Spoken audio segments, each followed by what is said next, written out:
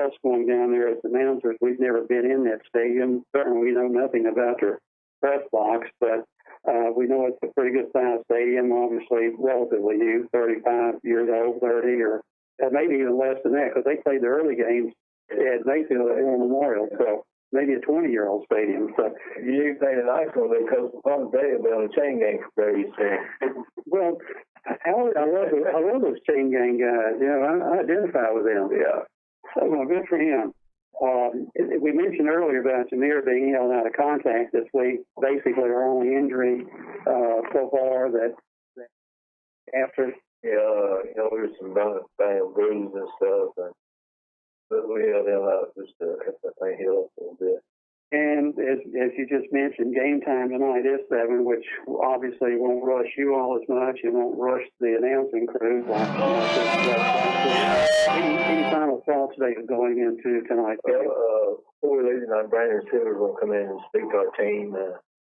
Brandon spoke to our team at the little cookout we had 2 weeks ago. Check. I can hear it in queue. They'll be okay when they're on. Turn off. He's a great kid, and so he's going to come and speak to us. An outstanding role model, too. I've been around him the last 3 years more so than I ever had been, and just a solid guy, and I just hope our players are listening to what he has to say tonight. He did a great job that Sunday, I know that, and I expect him to do the same thing tonight. Good. So that's going to wrap it up for this part of the second week of the season. I hope you make the trip to Graves County tonight, but if you can't, please join Dennis Stevens and me on the radio broadcast at 6:30 on WPKY 103.3 FM The Tiger, or the live stream at WPKYonline.com. For Coach David Barnes, this is Bob Hayes, and we invite you to stay tuned for the Hi, Caldwell County. I'm Allie Coleman with First Southern National Bank, and I'm ready to service your next loan. Whether you're wanting to build your first home, buy an investment property, or add square footage for your growing family, we can tailor a solution just for you. Stop by my office at 101 West Washington Street in Princeton, or give me a call at 270-365-3545 to apply today. First Southern National Bank, Equal Housing Lender, Federal Registry 409424, NMLS 1002990.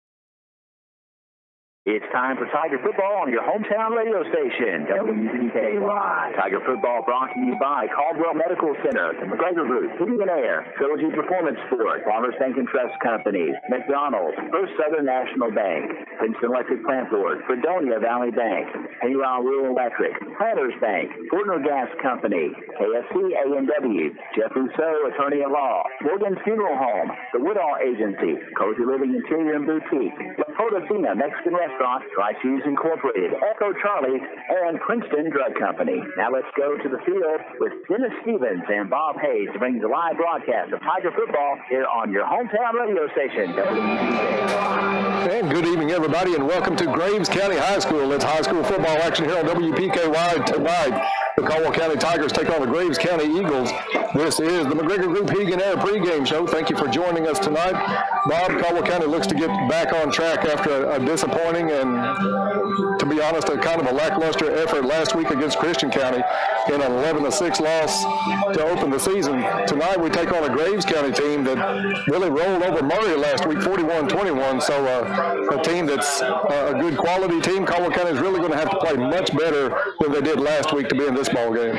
And I'm sure you're right, Dennis, that we couldn't wait after that performance last week to get back into the saddle again, as they say, and correct our mistakes, correct some of the things that we did not do well that certainly we were capable of doing, and get to tonight where we can hopefully exhibit better play, if you will, and just try to get back to a 1-1 record, if you will. Caldwell County looks to, you know, they had to want to get back on the field. You're right, Bob. After that performance last week, they wanted to show that they're way better than what we put on the field last week at Christian County in that loss. Only the one touchdown all night offensively. So Caldwell County's got a lot to prove tonight. They're going to come out. I think the focus is going to be the main thing. They're going to come out tonight way more focused, you would think, after that performance last week. And I would think, I would echo that feeling too. And there were several bright spots last week for us. The defensive play, the offensive line play, our skill position players were the ones that really didn't perform up to par what they're capable of, and we're looking to get back on all cylinders tonight, Dennis, and I think we can do that. This is the McGregor Group Heating and Air pregame show brought to you by McGregor Group Heating and Air. They can take care of all of your heating and air conditioning needs, including installations for new construction, replacements, repairs, and maintenance. They offer high-quality products with highly qualified staff. You can visit them at 960 Varmint Trace Road or call 270-896-5044 today. That's the McGregor Group Heating and Air. Bob, we'll be back to start breaking this one down, take a look at both teams' offenses. That coming up in just a minute. You're listening to Tiger Football on WPKY. Lab offers diagnosis for a variety of sleep problems, including sleep apnea. 1 in every 5 Americans have significant sleep difficulties, which, when diagnosed properly, can be successfully treated. A few symptoms of sleep disorders include fatigue, morning headaches, impotence, frequent urination, irritability, memory loss, high blood pressure, and loud snoring. If you have some of these symptoms, we may be able to help you identify and treat them before they cause more serious health conditions. Caldwell Medical Center offers studies in lab and in your home depending on your insurance company's requirements. Call 270-365-0300 for more information. Seasons come and seasons go, but something that can remain the same is reliability. And here at McGregor Group Heating and Air, reliability and honesty are a few of our top priorities. So if you're looking for heating and air service, give us a call at 270-896-5044 or come visit us at 960 Varmint Trace Road here in Princeton. We're the company that you can take comfort in. Hey, we're back to Graves County High School, the McGregor Group Heating and Air pregame show. Bob, taking a look at the offenses. Caldwell County has a stellar offense that just could not get the gears going last week against Christian County. One of the poorest performances that they could have had, and I think they're ready to get on the field tonight, show what they have. A team capable of scoring 25, 30, 35 points, and they're going to have to start it and take it through Joby Jaggers tonight. He had some bright spots last week in the game against Christian County. I think completions to 7 different receivers, which was a plus. But the yards after the catch weren't there for Caldwell County. The blocking has to be much better tonight, and the running game needs to get on track to kind of open that offense up also. One thing last week that Coach Barnes alluded to against Fort Christian County was their superb tackling team, and we could not shake anything last week, either on punt return opportunities or when we did receive the ball and catch it, we couldn't get free there.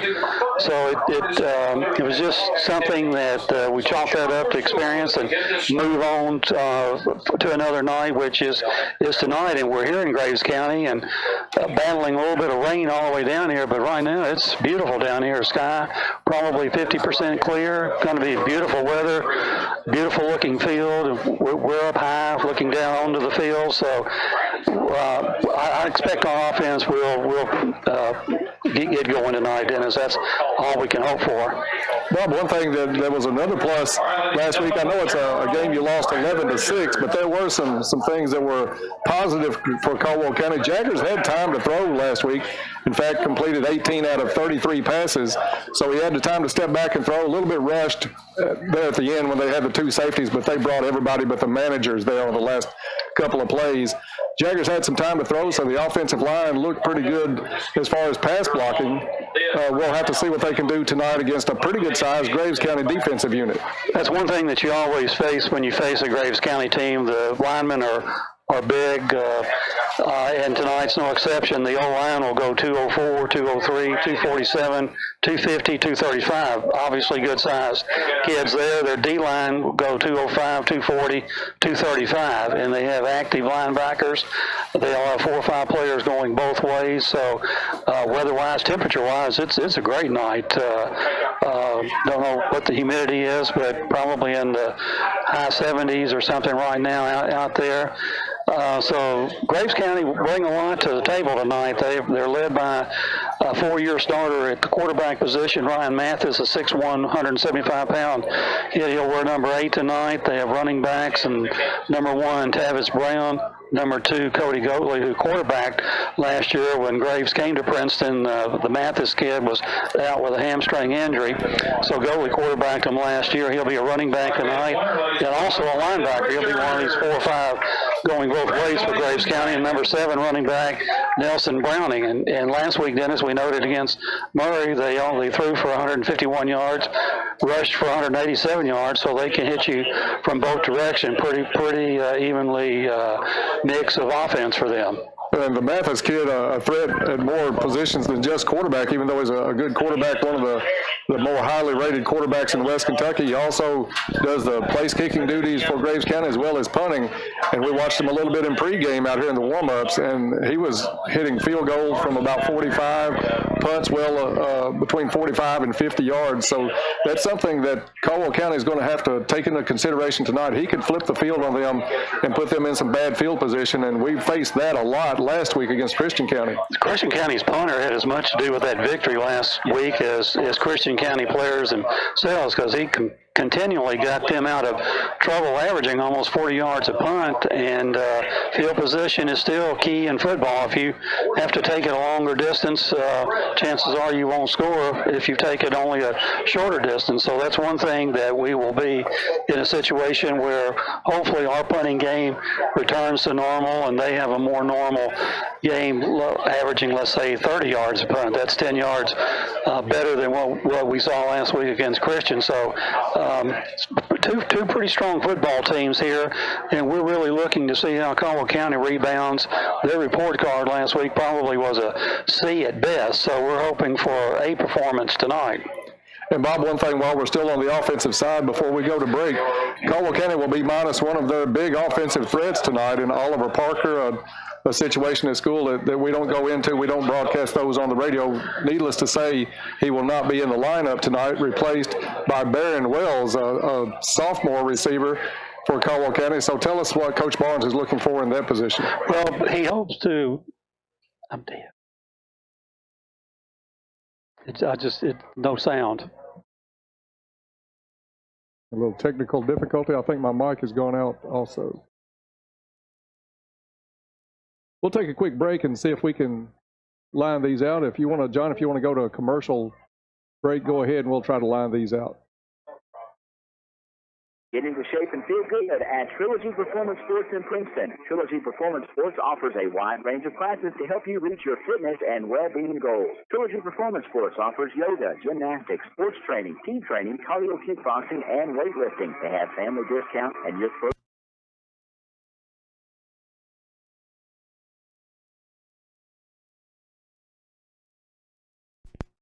7 days a week. Be better than you used to be at Trilogy Performance Sports, Princeton. Telephone 270-601-1824. Have you been a victim of debit or credit card fraud? Farmers Bank and Trust can help lessen your risk of getting taken advantage of. As our customer, you have exclusive access to a security feature in our app that will allow you to turn your debit card off while you're not using it, then turn it on instantly when you need to use it. Keep your information safe. Log into our free app to use this feature, increasing the security of your information right now. Not a Farmers Bank customer? Come down. Let us set up your account and start protecting you from potential fraud opportunities. This is not a guarantee that your information will not be compromised. This is an increased security measure. Farmers Bank and Trust, member FDIC.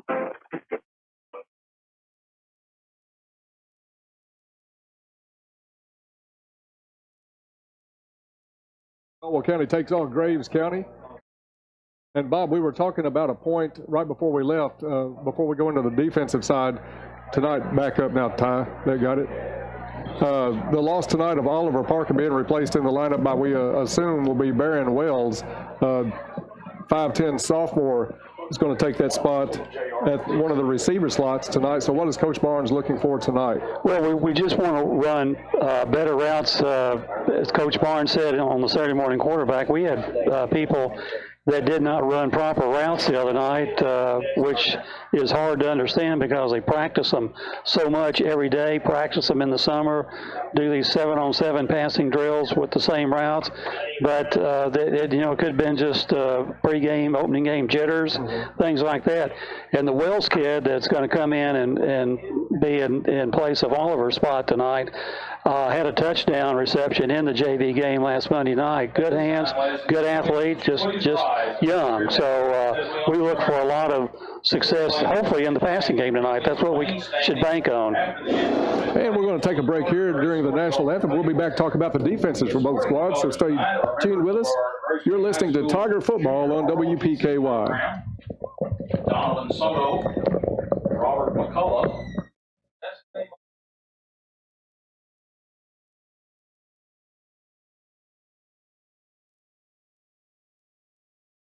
Square footage for your growing family. We can tailor a solution just for you. Stop by my office at 101 West Washington Street in Princeton or give me a call at 270-365-3545 to apply today. First for the National Bank Equal Housing Lender, Federal Registry 409424, NMLS 1002990. Great news. Any size ice cold and refreshing soft drinks are still just $1 at McDonald's every day. That's the news. Now the weather. Soft drink lovers at McDonald's report enjoying ice cold deliciousness. Also reported chance of refreshment 100%. Get any size soft drink for just $1 only at McDonald's. A la carte only limited time offer at participating McDonald's. Cannot be combined with any other offer or combo meal. The summer months are fading fast and everyone is settling back into their routines. With the kids back in school, you can now concentrate on summer projects you intended on doing, but you just never found time. Come see us at Fredonia Valley Bank and check out our consumer loans that could help you finance your next project. Purchase a car, truck, or a recreational vehicle to enjoy this fall. With only a couple of months left of warm weather, why wouldn't you drop in and spend some time talking to one of our friendly loan officers? The loan officers at Fredonia Valley Bank will help you make sound decisions when it comes to borrowing money and will guide you through the process. Fredonia Valley Bank is your real community bank, operating independently over 100 years, providing the people in our communities with the services they deserve. Located at 602 Cassidy Avenue, Fredonia, and 226 Commerce Street, Edinburgh. Member FDIC and Equal Housing Lender. Here's a reminder from your Princeton Electric Plant Board. Meter tampering is dangerous. Tampering with an electric meter is not only dangerous, it is dishonest and against the law. Stealing electricity by tampering with an electric meter may result in your arrest and can even risk your life. Tampering with meters results in increased utility bills that everyone has to pay. If you see anyone tampering with an electric meter, call the Princeton Electric Plant Board right away at 270-365-2031. Princeton Electric Plant Board, Princeton, #1 energy source. And we're back to Graves County High School tonight. The Caldwell County Tigers take on the Graves County Eagles here in Mayfield. Bob, we talked about the offenses for both teams. Caldwell County knows what they have to do. It's a matter of getting out there and doing it. Defensively, we were really impressed with the Tigers last week in the 11-6 loss. Only one offensive touchdown also for Christian County last week. Caldwell County with several new players on the defensive side of the ball. We were really impressed, as we thought we would be. We'd heard high praise from the freshman Drew Davis in the middle, and I think from his point all the way back, the defense played a pretty good game. We were led by our senior linebacker, Caleb Burden, who had 14 stops in that game. Active pursuit, good play on the corners, and it's no secret that we have two of the best shutdown corners in Western Kentucky, possibly the whole state. So, and with our defensive line play, Christian County being bigger, more physical maybe in some instances, but we had a great game defensively last week, and with only giving up one touchdown, chances are if you do that, you win a lot of football games. And we have about 10, almost 11 minutes to go before we kick this one off, kind of rearranging in the booth up here a little bit, not a not a big wide area tonight. Another name that had a good night last week defensively for the Tigers, Gabe East with 10 tackles. And Gabe is our quarterback on defense playing safety. Gabe also will be one of the Tigers going both ways in the receiving department, but covers a lot of field. He and Dylan Cavanaugh being back in the strong and free safety positions. Our linebackers being active, Russ Bashir getting in, Caleb Burden, as we mentioned, and Tate Van Hoosier, and the freshman Drew Davis getting a start.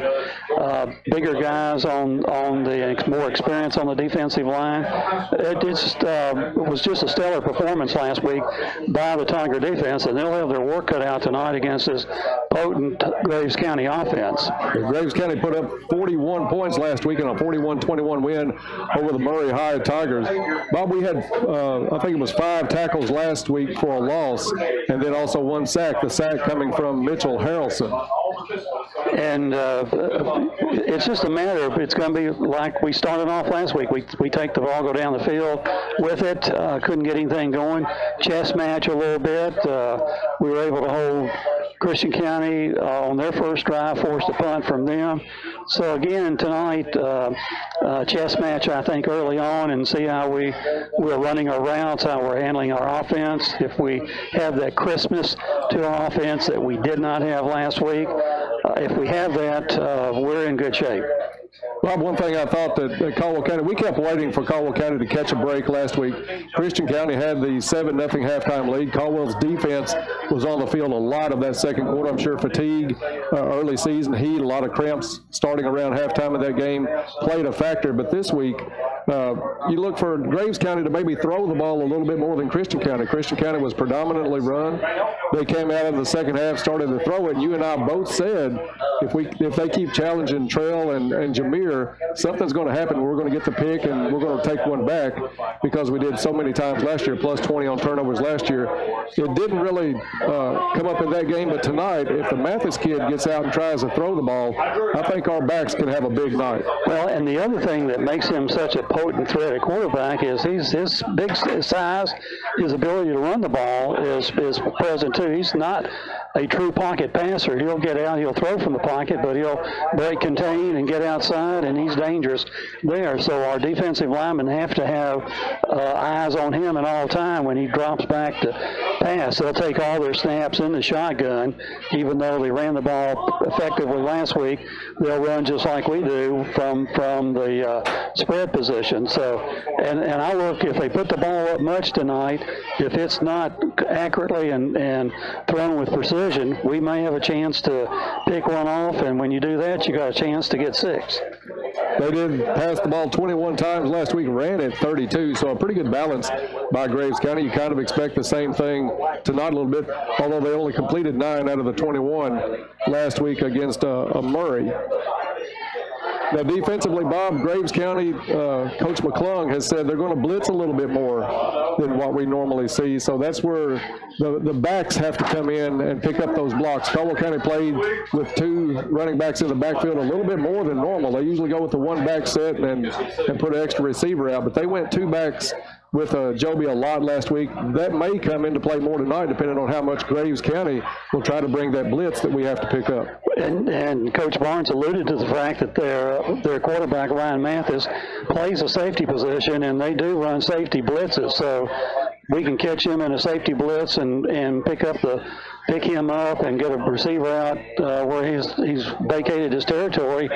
Could be a quick 6 for us. So again, they'll be challenging to see what they can do against our offense, and we'll be seeing what we can do against their defense, and vice versa when the other team has the ball. 6.5 minutes before we kick this one off, you're listening to the pregame show brought to you by McGregor Group Heating and Air. At McGregor Group, they can take care of all of your heating and air conditioning needs, including installations for new construction, replacements, repairs, and maintenance. They've got very high-quality products, and they do a great job installing and repairing anything that they work on. So give them a call today. You can reach them at 270-896-5044. That's the McGregor Group Heating and Air.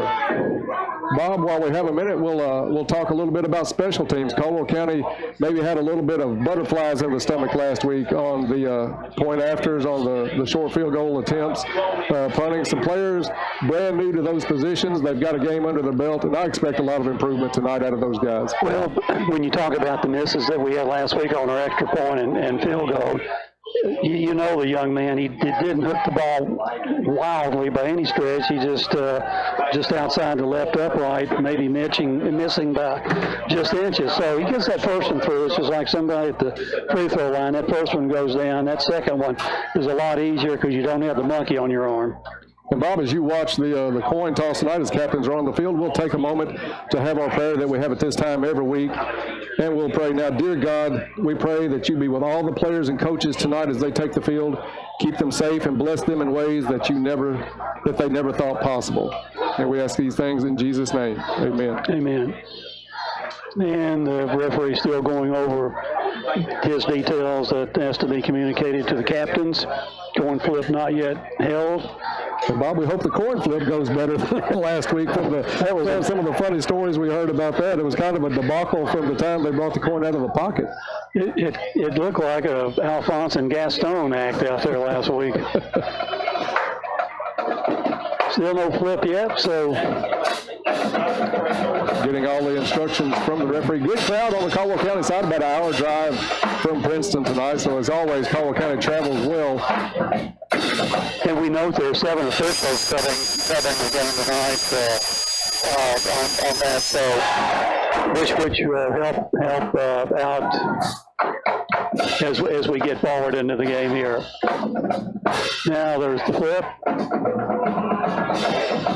And no indication yet. Caldwell County wins the toss and will defer to the second half. So maybe our fortunes have changed, Dennis. I hope so. We've got a lot to prove tonight, and I think a lot of hungry players ready to get out and make amends over what happened last week. So Caldwell County will defer to the second half. Graves County will get first possession. We'll be back to kick this one off in just a couple of minutes. You've been listening to the McGregor Group Heating and Air pregame show. Glad you could. I hope you'll stay with us. We'll be kicking this one off from Mayfield at Graves County High School. It's Caldwell County, Graves County coming your way. You're listening to Tiger Football on WPKY. Likely when you adjust your thermostat, pay your bill, or when the lights go out. Do you know how often Pennywell Electric thinks about you? 24/7. August is our birth month. Can you believe we're 81 years old? And for all that time, we've been member-owned. For 81 years, Pennywell Electric has done more than just keep your lights on. We're your neighbors. We support your schools, churches, charities, and so many other things you care about. Pennywell Electric, dedicated to working toward progress and better living for all of us. Planters Bank, located at 208 North Jefferson Street, is locally owned and operated with a strong, sincere focus on customer service. Planters Bank has a diverse team of seasoned professionals in Western Kentucky and Clarksville, Tennessee. Since first opening their doors, Planters Bank has made a name for itself as an energetic player in the financial services market. Stop by and talk to the friendly folks at Planters and find out about the You Choose Rewards program. Planters Bank, member FDIC, and equal housing lender. And we are back to Graves County High School. And John's still a little bit of a problem. No sound in my headphone set. Yeah, can you hear me, Dennis? Yeah, we're back up. We're back up now. Okay, we got her straightened out. Graves County on the field. Caldwell County's came out of their tunnel, and we are about to kick this one off here from Graves County. Bob, a lot of excitement on the far sideline for the team in white and gold. I think they've been looking forward to this one for almost 7 days. Absolutely. As soon as they got on the bus, they were ready to do something different. All season long, it's the West Eagles. Graves County huddling together at midfield, now coming to this near sideline. Good crowd here, nice sized band for Graves County. The band did a great job on the national anthem tonight too, and I love it when the band starts to perform this year. Caldwell County, as I'm sure, will be at the stadium next week as we finally come home next week, start a 3-game homestand. We'll be at home next week against the Hopkinsville Tigers. So look for a big crowd next week at Princeton as we start a 3-game homestand. And you were right, Dennis, when you mentioned that we were in a small space up here. We got 3 people working in about a 3-foot radius here in the press box. So yeah, we're going to make do as best we can. We don't have to try to figure out things for years to come because Graves County goes off the schedule after this season. So this will be our only visit to the Eagles' nest here. Caldwell County 2-0 all time against Graves County. They won last year 27-10. Also won a game back in the mid-'80s. That game, though, played at Memorial Field at Mayfield. Barry Schultz has it teed up at the 40. Caldwell County ready to put this one in play. Back deep. 2 players for Graves County. And we're officially kicked down to 0. And look for Browning Nelson to be the one to try to grab this one if at all possible for the Eagles. Schultz approaches the ball. And they're going to whistle this one back. Caldwell County well across the line on the far side before the kick. And Bob, I don't know who they would put that on. It seemed like Schultz kind of took his time to get up to the ball. Players looking at him. So that's going to back up the Tiger offense. And there is a 5-yard advance. Linemen line up 5 yards back from where the ball is teed. And you're never supposed to leave your stance until the kicker passes in front of you. But the kicker instead angled down the yard a little bit before he kicked it. We had probably 2 men offsides, one probably 3 yards offside. And I think that was your favorite guy, Travion. Yeah, I think Travion was ready to put the lick on somebody. He was trying to get downfield. And now the ball falls off the tee. Kind of an inauspicious start for Caldwell County in this one as we want to get this one underway. Perfect weather for August. You can't ask for much better than this. Skies have cleared, temperature is cool, not a lot of humidity going on, so a great night for football here at Graves County. Schultz approaches. Now the kick is in the air. Good kick. It's going to go towards the far side of the field. Picked up at the 10. And they're going to say he stepped out of bounds at the 10-yard line. So a good kick by Schultz pins Graves County down at the 10-yard line. 10-yard line. They'll take over there 1st and 10. Great coverage that time. If the runner had not stepped out of bounds, he was about to be hit at approximately the 13-yard line by 3 Tigers. So Ryan Mathis will bring the Eagles to the line, a 6'1", 175-pound quarterback. He's a senior. He'll have Nelson Browning in the backfield, also Goatley and Drew Cooper to see a lot of action for the Eagles. And it's the same starting unit as started the game last week at Christian County. Number 1, Travis Brown, also in the backfield. 2 receivers each way for Graves County. Snap is high, it's down. Handoff goes over the right side, not much there. Gang tackle. Bob, I'll be surprised if there was any gain at all. Maybe just across the 10. Let's call it no gain. Tavis Brown on the carry. And no gain on the play. We'll leave it at 2nd down and 10 for Graves County. You've got to look for Mathis to run. You can't take your eyes off of him. He can throw. Big kid, too, 6'1", 175. He's going to drop back, look over the middle, slant pattern, hits the ground first, it looks like. Incomplete. So that'll bring up 3rd down and 10 now for the Eagles.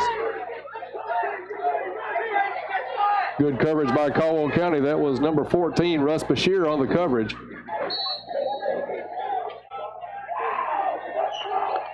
Riley in the coverage on the near side, wide. Jameer on the far side. Key down here if the Tigers can hold, forcing a punt from deep in the Graves end of the field.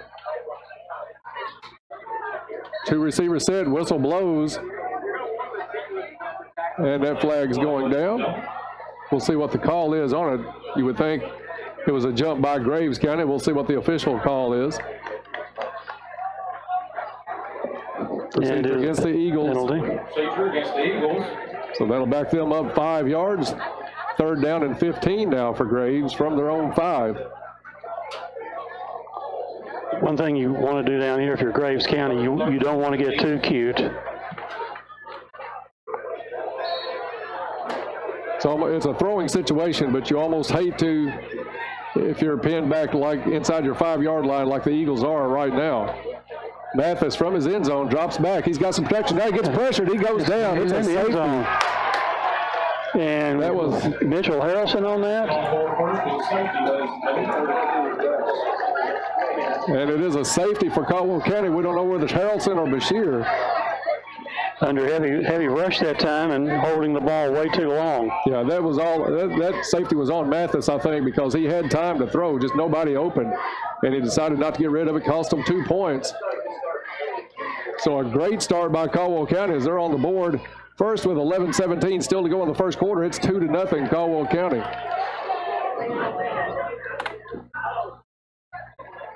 Good job by the Tigers not to give up. Blocked well by a big line by Graves County. Done right will be held tonight at the Chamber of Commerce after the game until 11:30. As we said, Mathis takes care of all the kicking duties for Graves County. Welcome at the Chamber of Commerce here in Mayfield.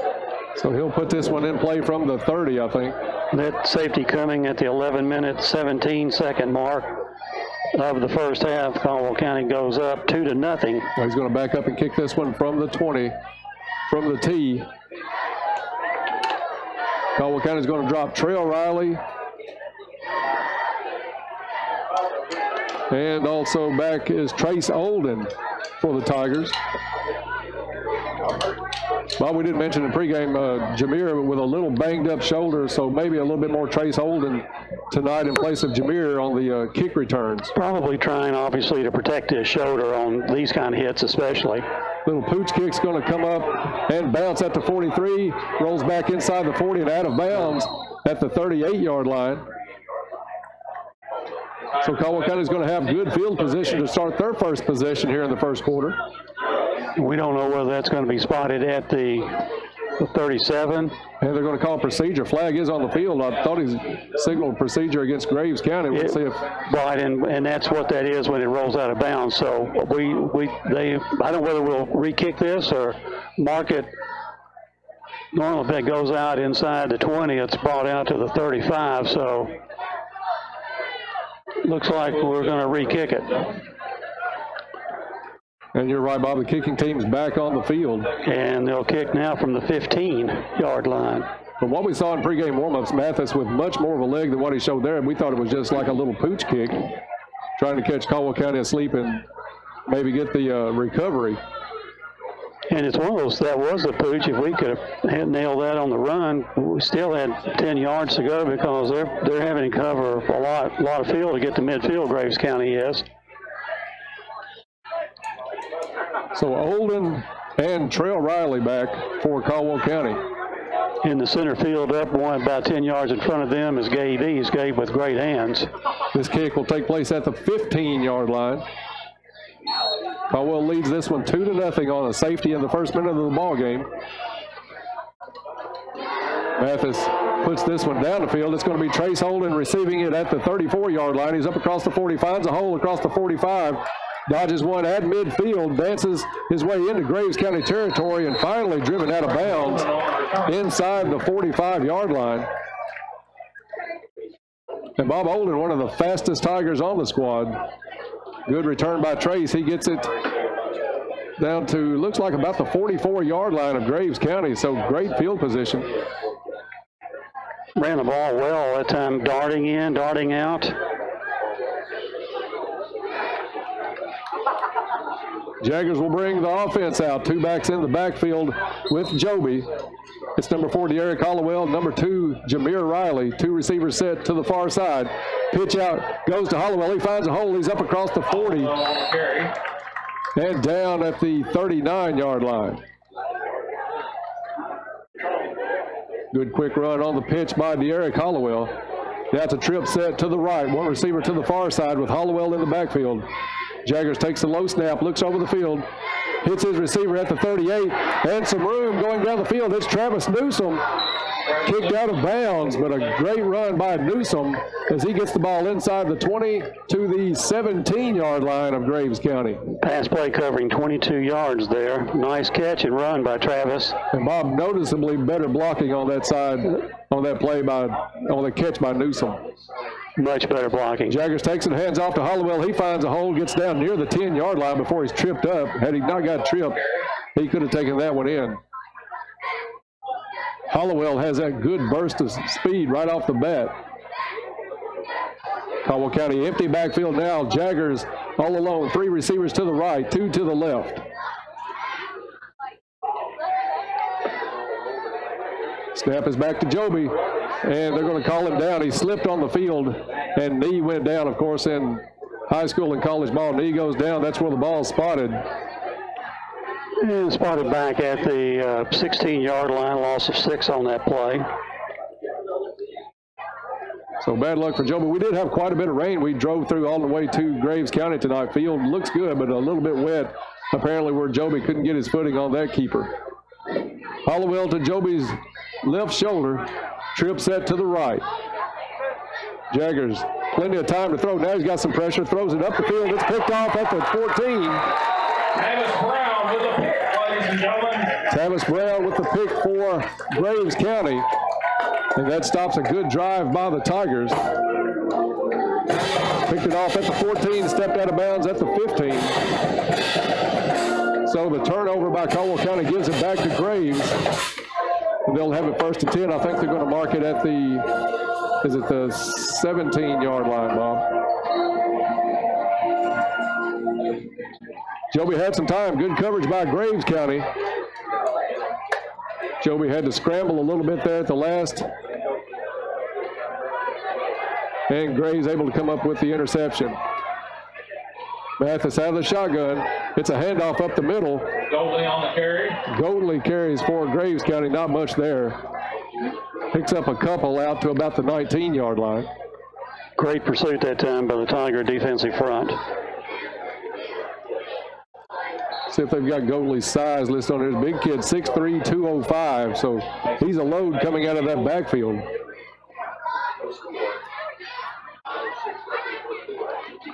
Goldley in the backfield with Mathis. Ball on the ground. Mathis picks it up. He's still on his feet at the 15, being chased and downed. Good play by Trell Riley. He's going to be down at about the 15-yard line.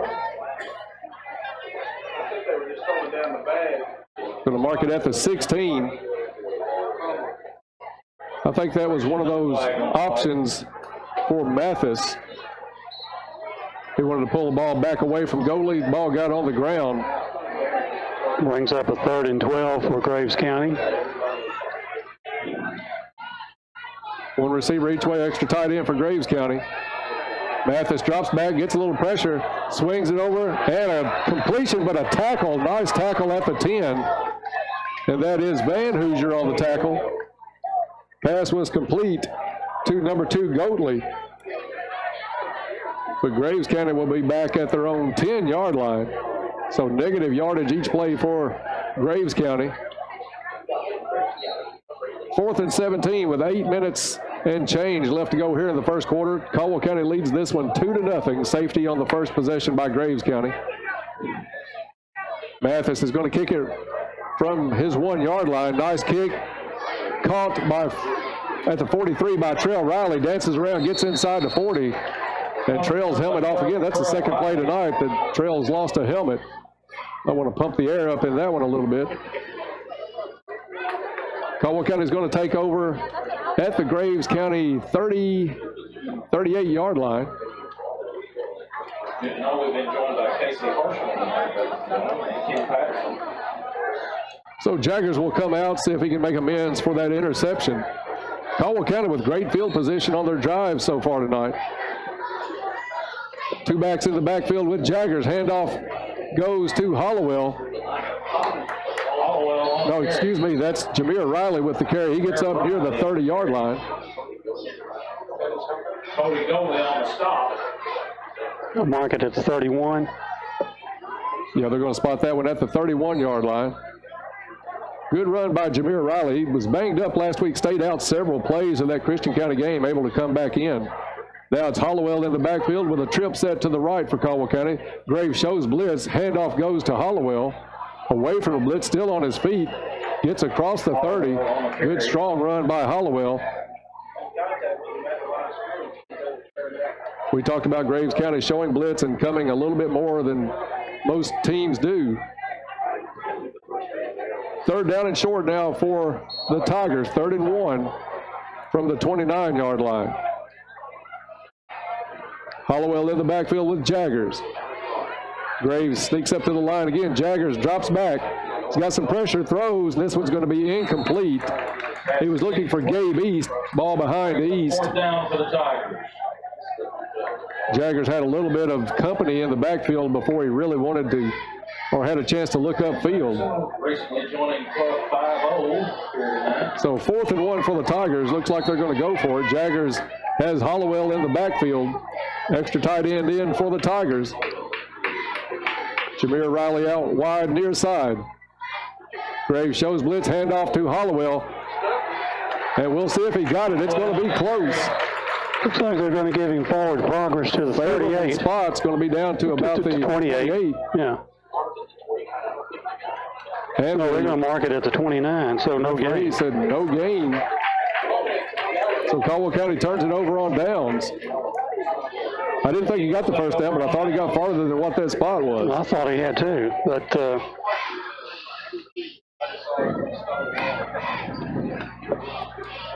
so Graves County will take it back with 6:46 left to go in the first quarter.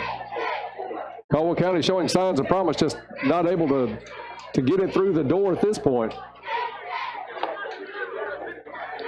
So it's Mathis in the backfield. One receiver each way for the Eagles. Mathis with the handoff up the middle. He's across the 35, near the 40. That is number 1, Tavis Brown.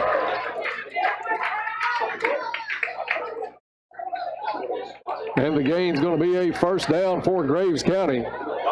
They finally have a little breathing room at their bag now. Ball spotted at the 40-yard line.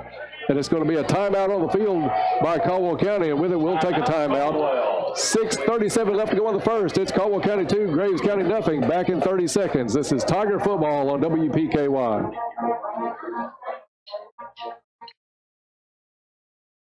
Offering services in Princeton, Katy, Madisonville, and Murray. Right now, Porter Gas is offering specials on propane. Porter Gas offers Holland and Napoleon grills, Dixie choppers, and they also have Red Max weed eaters. Contact Porter Gas Company today for all of your residential, commercial, and agricultural propane needs. Porter Gas Company, a family tradition of service since 1951. Back to Graves County High School. And I still, maybe it's this one. Here we go. Does this one take our mics up? We're doing a little adjusting on the fly on the audio a little bit here tonight. That sounds good, John. 1st and 10, Graves County at their own 40-yard line. One back set with Mathis. 2 receivers each way. Mathis pulls it back, looks down the field. He's got to play it wide open, and it's going to be touchdown, Graves County. That is number 2, Cooper. And he got some separation ball between the defender. He had a good 5 yards. Mathis laid that one in there. Probably one of the easiest throws Mathis will have all season long. And Graves County now on top 6-2. You know, I know number 4, but I'm having a hard time reading my 4 here. They do these things where they block it in blue. Mathis also does the extra points for Graves County. Flag on the field.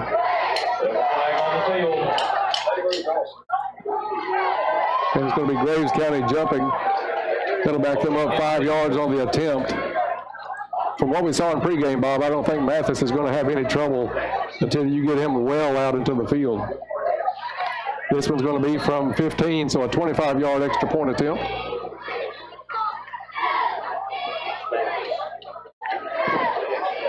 Ball is down, kick is up, and it is good. 6:29 left to go in the first quarter. It's Graves County now on top 7-2. We'll be back in 30 seconds. You're listening to Tiger Football on 103.3 The Tiger. So what did we learn today, folks? Hey, KFC now has 4 different $20 fill-ups to feed a family of 4, like my 8-piece extra crispy or 8-piece original recipe, 12-piece tenders, or my new 6-piece boneless breast with all the fixings for just $20. Wow, that sure is one reactive audience. Anyways, see you next time. KFC, it's finger looking good. At participating KFCs, prices may vary. Tax and subscription tax. And we are back to Graves County. Caldwell County had some blown coverage, and Mathis was able to make Caldwell County pay. Mathis to Brown puts Graves County in front, 7-2.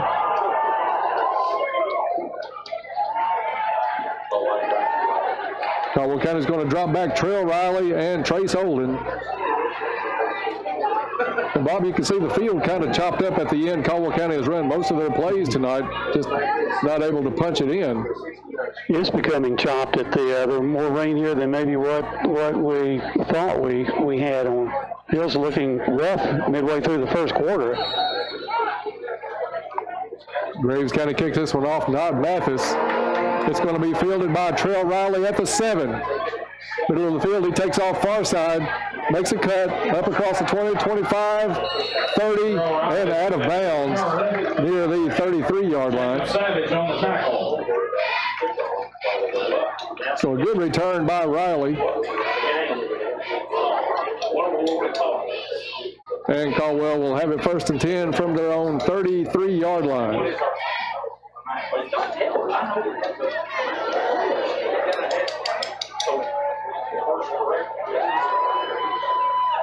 As we said, next week, Caldwell County at home. A 3-game homestand starts with Hopkinsville. We'll be on the air with Coach Barnes' show at 6. The McGregor Group Heating and Air pregame show at 6:30 and kickoff at 7 o'clock from Tiger Stadium next week. Jaggers in the backfield, 2 backs with him. 2 receivers set near side. Handoff goes to Hollowell, and he's going to get thrown for a loss of about a yard.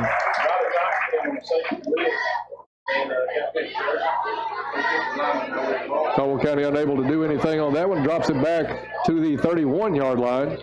So a loss of 2 on the play. 2nd down and 12 for the Tigers. Hollowell in the backfield. Pitch goes to Hollowell. He's going to go far side across the 30, tripped up at the 35, and knocked out of bounds up near the 37-yard line. So it'll still be 3rd down and long for Caldwell County.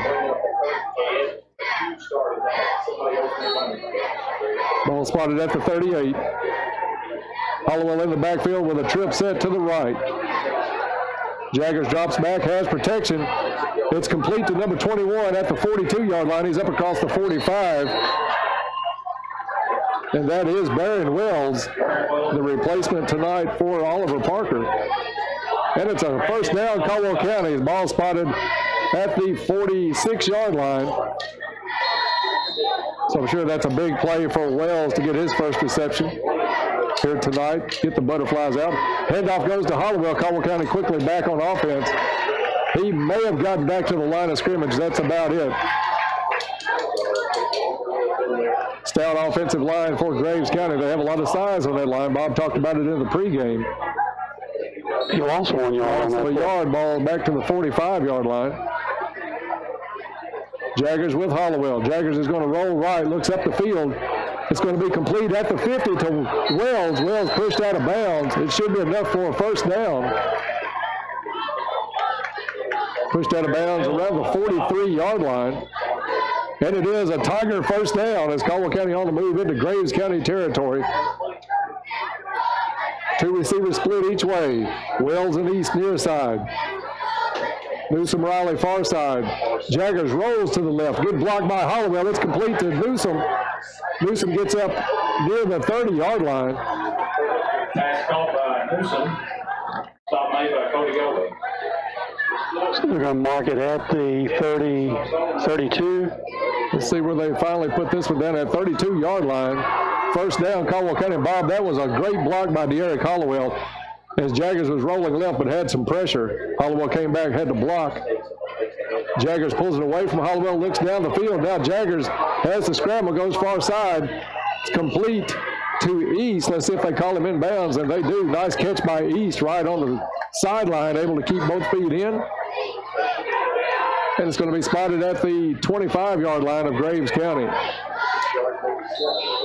And the Eagles want to take a timeout as Caldwell County is on the move. 4:46 left in the first. We'll be back in 30 seconds. The Tigers trail this one 7-2. You're listening to Tiger Football on WPKY.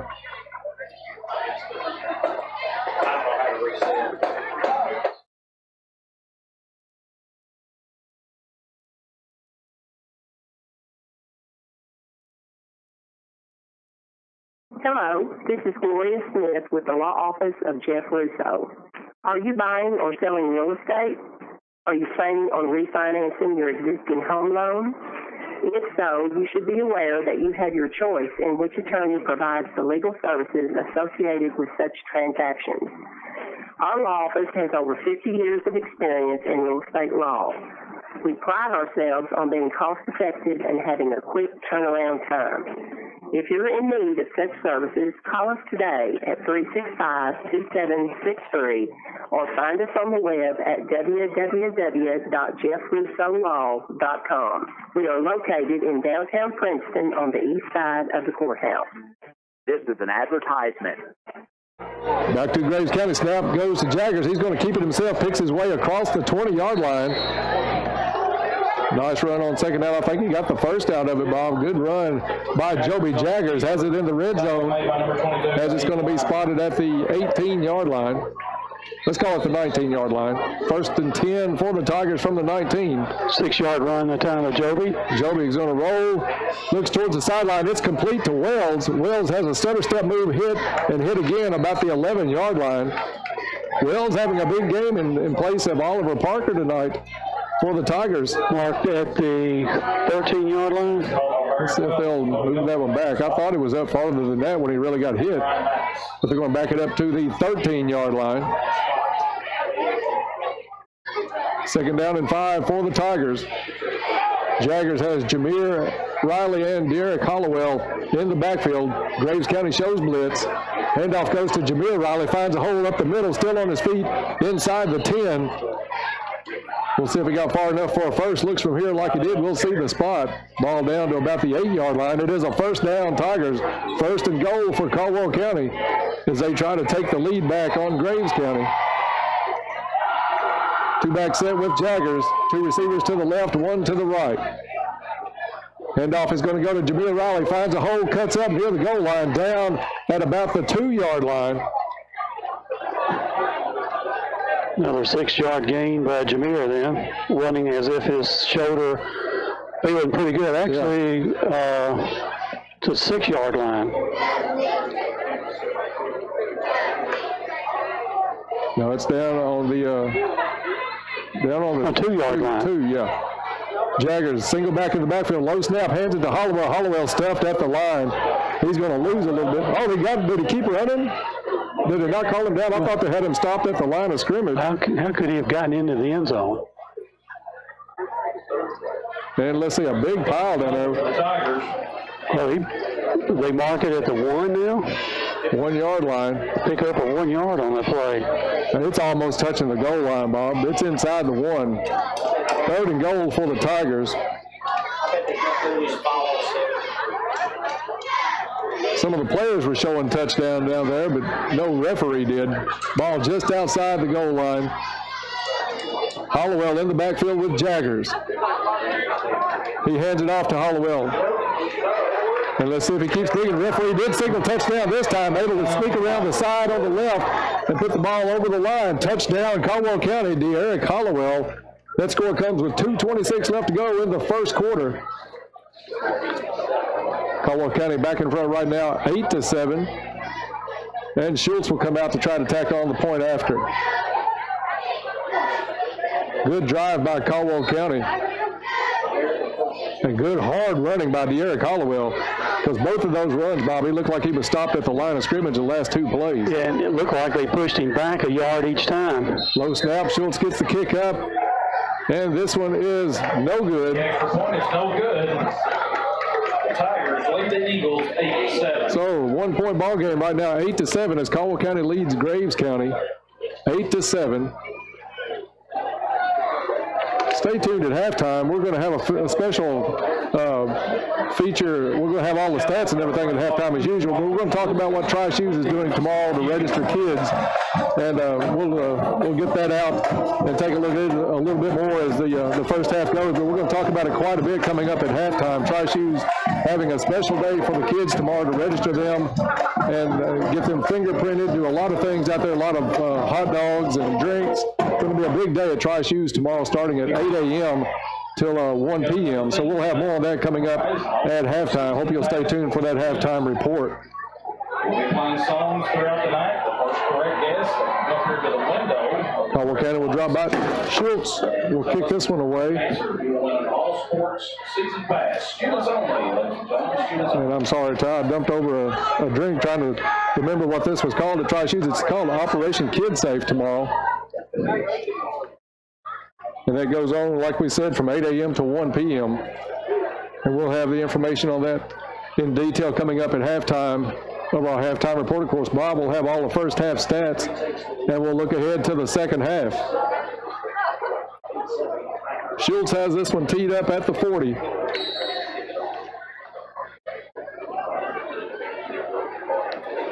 Caldwell County on that last touchdown drive had it for 13 plays. Kick by Schultz is going to be fielded at the 12.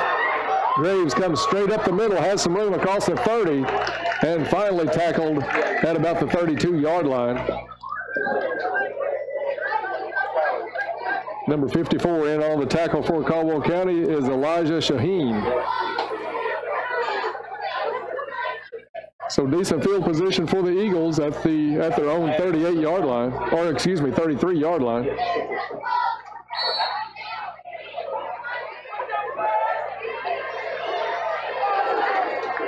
Kind of a slow first quarter tonight, Bob. Still 2:20 to go in the first. Mathis has two receivers each way, puts one in motion to his right. Tripp setting out to the right. Snap is back. Mathis looks to the right, quickly up across the 35. It's complete. And that is number 7, Nelson Browning. Pickup of about 5 on the play. To the 38. Officials are seeing something about Trell Riley. He's going to go off the field, took his helmet off. I don't know if he got blocked and got hit or something happened. He went straight to the bench. Coming in for him is number 30, Max Ashley. He's going to be in coverage on the near side. So Trell all night long has had problems with his helmet staying on, so we don't know whether that's the issue or what. Tripp set now from Mathis to his left. One receiver to the right. Mathis drops back, looks over the middle. This one tipped in the backfield. That's Burden got a hand on it, tipped it away. Tipped it up, trying to get the ball to come back to him. Graves kind of look like they're finding something they like through the air right now, trying to trial Caldwell County a little bit more as Trell Riley still on the sideline. Jameer Riley in coverage on the far side. Graves County is going to switch their setup. 2 receivers each way now for Mathis. Mathis takes a snap, looks down the field. Now he's going to scramble, running to his left, throws near sideline. This one's going to be incomplete. Referee saying it hit the ground, much to the chagrin of the receiver. That's intended for Race Richards. Bob, it may have been incomplete, but the receiver really sold it like it was a good pass. And he had his back to us, and we couldn't see if it skipped in there or not, but the official seemed to think it skipped in there. Official within 3 or 4 yards, so it looked like he had a clear view. That's going to bring up 4th down for Graves County, and Mathis will drop back in punt formation. And we have Gabe East back in single safety. Back at about his own 35-yard line. Mathis is going to keep it. He's going to run. He's got some room on the far sideline. It's going to be a 1st down. He'll step out of bounds just shy of midfield. So Mathis on the fake. Caldwell County loses containment on him as he gets out near midfield. It'll be a 1st down for Graves County. Ball spotted. Let's see where they'll put that down. I thought he got it farther than that, but it is going to hit the 44-yard line. He must have just stepped out really quickly after he knew it was past that 1st down marker. So 1st down by Mathis on the fake punt. And Graves County back in business offensively. 2 receivers each way. Mathis puts his back in. Mosley's going to hit him in the flat, but it's overthrown. Incomplete. 2nd and 10 now for Graves County. He had him wide open, Bob, with blockers out in front. Had it set up nice to pick up a lot of yards there, just ball overthrown.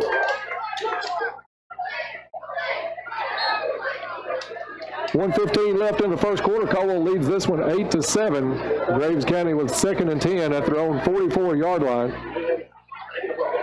Receiver in motion, heading left. Trip set now to the left for Mathis. Mathis is going to keep it, roll left. Looks to turn it up the field and gets hit hard by Van Hoosier. Van Hoosier had some help by Burden. I don't know that he got back to the line. They're marking about the 46-yard line. Pick up of 2 yards. Very good spot for Graves County. 3rd down and 8 now for Graves County. 2 receivers each way for the Eagles.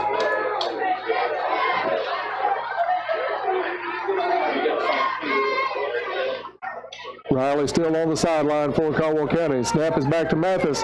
Looks like on the slant. It's complete. Hit at the 40. Gets it up to about the 35. That's complete, number 33. And Graves County able to pick on the reserve for Caldwell County and Ashley. Normally the receiver that Trail Riley would cover, Trail coming back on the field now. And Ashley will go off. And Bobby, you got to think the coaches saw that, because anywhere Trail and Jameer, they've had so much notoriety in the preseason. The coaches know those 2 players. Quick throw by Mathis. He hits his receiver in traffic at the 28, still on his feet. Down inside the 15, pile moving down to the 10. And ball on the ground. Looks like Caldwell County may have got it. I don't know that you can blow the whistle when that scrum went 10 yards. But they're going to call him down. I don't know. I'm like you, Bob. I don't know how they did that. They're going to call it down at the 10. It did look like a rugby scrum going down the field for about 20 yards. Ball came loose, and now one of the Tiger players probably said something. Flag comes in the Tiger backfield.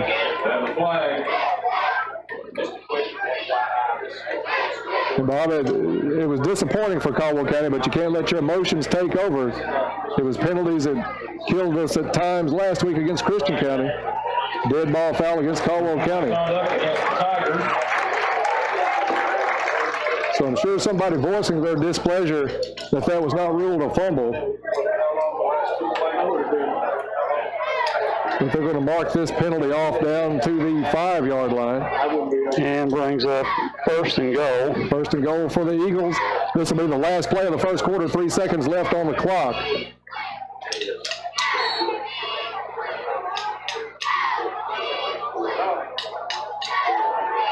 Graves County getting the signal to play in from the sideline.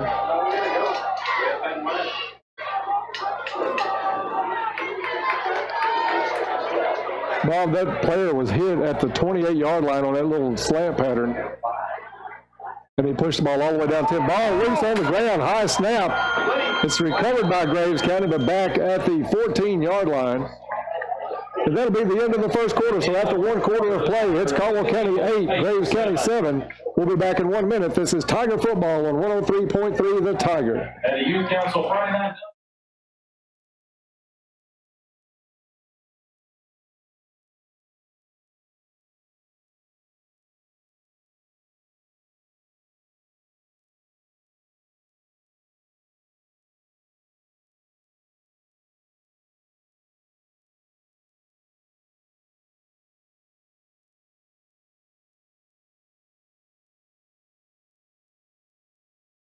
For 100 years. This is Fred Foltz at the Woodall Agency in Princeton. We have served the small business owners of this area for over 100 years. Do you have trouble understanding liability or workers' comp insurance? Are your insurance premiums spiraling out of control? Whether you're a furniture store on Main Street, a plumber or electrician, or a locally owned bank or car dealer, we have a policy for you. We are the business insurance experts. Give me a call at 365-5541. You'll be glad you did. And we're back at Graves County High School getting ready to start the second quarter of action. Caldwell leads this one right now 8-7, but Graves County threatening. Ball spotted at the 15-yard line. Second down and goal for the Eagles. Caldwell County's really got to dig in here and try to hold Graves County to maybe a field goal. Receiver in motion, makes it a trip set to the right. Mathis looks to the right, goes to the end zone. Overthrew his receiver. He had a receiver wide open. And that was number 4, Drew Cooper. Cooper already the recipient of 1 touchdown pass tonight. That's Wells in coverage on Cooper. Third down and goal for Graves County.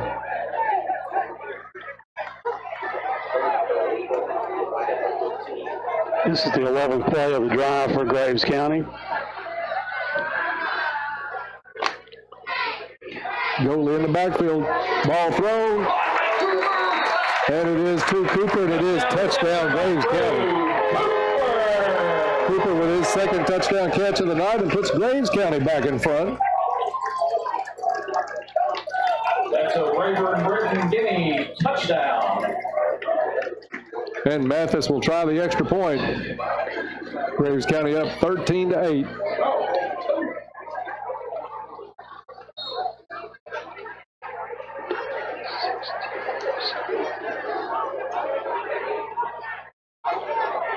And it looks like Graves County is going to go for 2.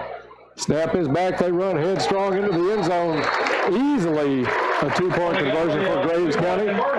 So with 11:51 left in the first half, it's Graves County 15 and Caldwell County 8. We'll be back in 30 seconds. This is Tiger Football on WPKY. We have a lot that could be living interiors and boutiques. We want to help save parents some money. We are having a back-to-school sale for the month of August. We are offering 20% off of all wall decor that would be perfect to decorate those dorm rooms. We are offering in our boutique all summer clothes 50% off and new arrivals 10%. Wow, sounds like a great time to come to Cozy Living Interiors and Boutiques. They're located at 235 Northfield Drive, right next to the bowling alley. We are also your local U-Haul dealer. Come to Cozy Living Interiors and Boutiques. Everything comes to be. Back to Graves County High School. The Eagles lead the Tigers now 15-8 on a lengthy drive by Graves County.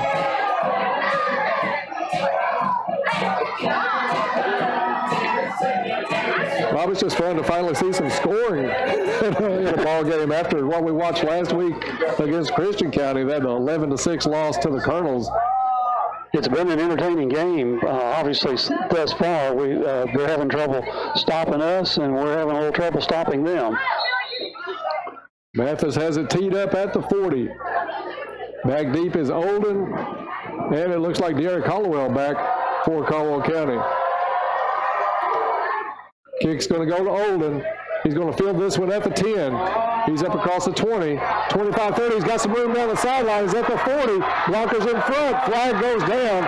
It's going to be a touchdown, but I bet it comes back, Bob, because the referee threw the flag right at the block. And it was the block against the kickoff kicker, Ryan Mathis, so maybe they get us a block in the back. He was sandwiched between two blockers, but one of them was on the backside. I bet you're right, Bob. I bet that's what they're going to call. Great run back by Olden. Referee's talking it over at the middle of the field.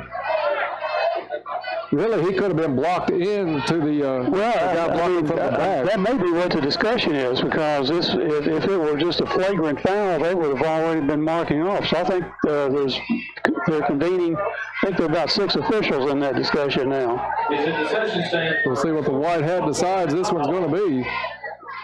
And they'll wave the flag off. Yeah, they're waving the flag off, so it's touchdown, Caldwell County. Big run back by Trace Olden. Did you get where he picked that off, Dennis, about the 10-yard line? 10-yard line is where he received it. 90-yard return by Trace Olden. And Caldwell County is an extra point away from tying this one up. Olden probably the fastest player on the Tiger squad. And that wall, that C just parted beautifully for Trace. Good blocking on that side, and like you say, the kicker had a blocker in front of him and the guy behind him, but the guy that was in front of him actually blocked him back, so to speak. So good job by the officials to get together and get that one right. So Schultz will come on and try to get his first extra point of the season. He's been close on these, Bob. He's got to push it over maybe to the right just a hair. Snap is up. This kick is good. So with 11:38 left to go in the first half, we are tied at 15. We'll be back in 30 seconds. You're listening to Tiger Football on 103.3 The Tiger. Authentic Mexican cuisine with an extensive menu that has something for everyone. Choose from local favorites like fajitas, chimichangas, burritos, and Maria's favorite with rice, grilled onions, and peppers, chicken, shrimp, steak, or a combination topped with La Potosina's mouth-watering cheese sauce. That's La Potosina with 2 locations to serve you in Princeton and Marion. La Potosina Mexican restaurant. Back to Graves County High School. Caldwell County ties this one up at 15. And, Bob, we expected these Tigers to come out tonight and take care of the little things. Coach Barnes a little bit disappointed last week in the blocking, the little things like watching the ball into their hands the whole way on some of the drop passes. Blocking great on that play there as Olden went 90 yards for the score. And it didn't take him long to get down the field either. And kudos to our kicker to get that monkey, set it off his arm, as I've been saying, get it off his leg. Yep, you're right. Schultz with his first extra point make of the season. So I'm sure that one felt good for him. He'll tee it up at the 40, and Graves will get a turn. And for him, the sky's the limit now.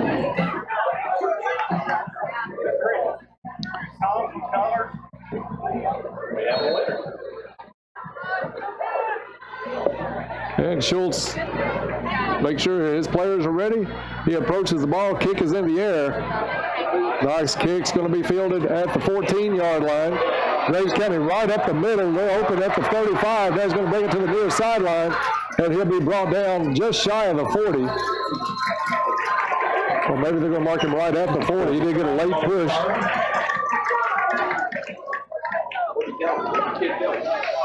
Wells and Samuel in on the tackle. And the Eagles will take over at their own 40-yard line. What's your name? Trent O'Reilly back into the ball game. He's going to be coverage near side, Jameer far side. The correct answer, ladies and gentlemen. Mathis has 2 receivers each way. Whistle's going to blow this one dead. He's been blown dead. Blake Williams, you need to see Coach Elliott. Let's see if this one's going to be against Graves County. The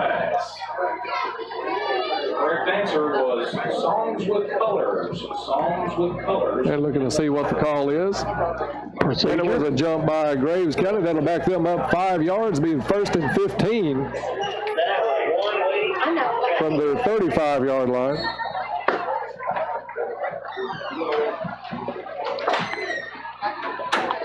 Bob, Graves County runs a lot of picks off the line. And they're running that quick slant. That's how they got their last touchdown. Now Caldwell County dropping back a little bit. This time they go handoff up the middle, pickup of about 3 on the play. Look like number 1, that's Tavis Brown for Graves County. Tavis Brown on the carry. Ball spotted actually at the 39-yard line. Still second down and about 12. Second and 11 for the Eagles. 2 receivers each way again for Graves County. Caldwell County backing off the line a little bit in coverage. This time they swing it out to Brown. Brown's caught it at the 39. He's up across the 40, 45 to about the 46-yard line, still short of the first down.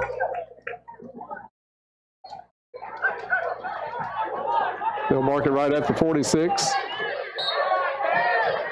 Third down and 4 for Graves County. 4 for the Eagles. Bob, the little pick plays were working on Caldwell County. They were putting people right up on the line of scrimmage. They've backed off in about 3-yard coverage. And we had that pass reception. Probably could have held it to about a gain of only 2 yards, but Brown got free at the tackle and position. This one's called, it looks like a timeout by Graves County. And with the timeout on the field, we'll take one too. 10:09 left in the first half. Score knotted at 15. We'll be back in 30 seconds. This is Tiger Football on WPKYonline.com. We'll see. To sell and service your vehicle. But did you know that Tri-Choose Incorporated also wants to buy your vehicle? You heard right. If you're currently trying to sell your vehicle, stop by for a fast and free appraisal. A clean title in hand will have you leaving with a check in just a matter of minutes. Still making payments on your vehicle? That's no problem either. We can guide you in that process also. Contact the salesperson today at 270-365-5522 or stop in Tri-Choose Incorporated today, 111 Highway 91. And we're back to Graves County High School. Message there from our friends at Tri-Shoes Chevrolet in Princeton, and they have something going on tomorrow we're going to talk about quite a bit at halftime. It's Operation Kid Safe. That goes on from 8 a.m. until 1 p.m. And it's Operation Kid Safe is Amber Alerts and free digital fingerprinting and photo safety program. So I hope you'll go by there tomorrow. We'll tell you more about it coming up at halftime here in this ball game. 10:09 left until half. Graves County with it. Third down and 4. Snap is back to Mathis. He's going to keep it himself. He's got some pressure in the backfield here. Once now he's having to roll. Throws it up and incomplete near the 50. Nice pressure in the backfield. I think that was Bashir getting back there very quickly on Mathis. It's going to bring up 4th down for the Eagles.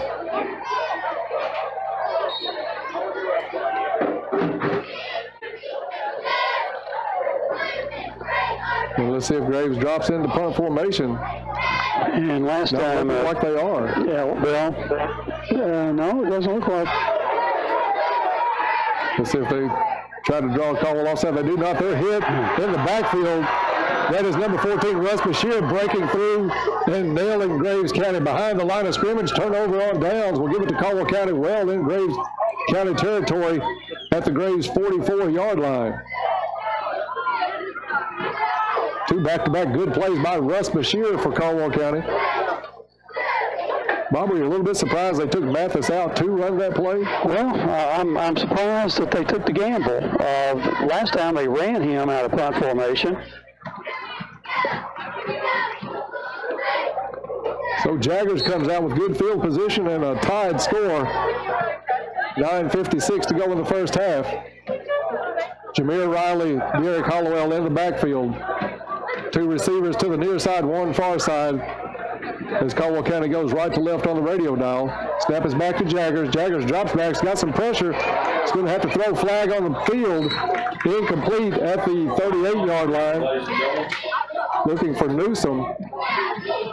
It's going to be a hold called. I think it's going to go on Jameer Riley.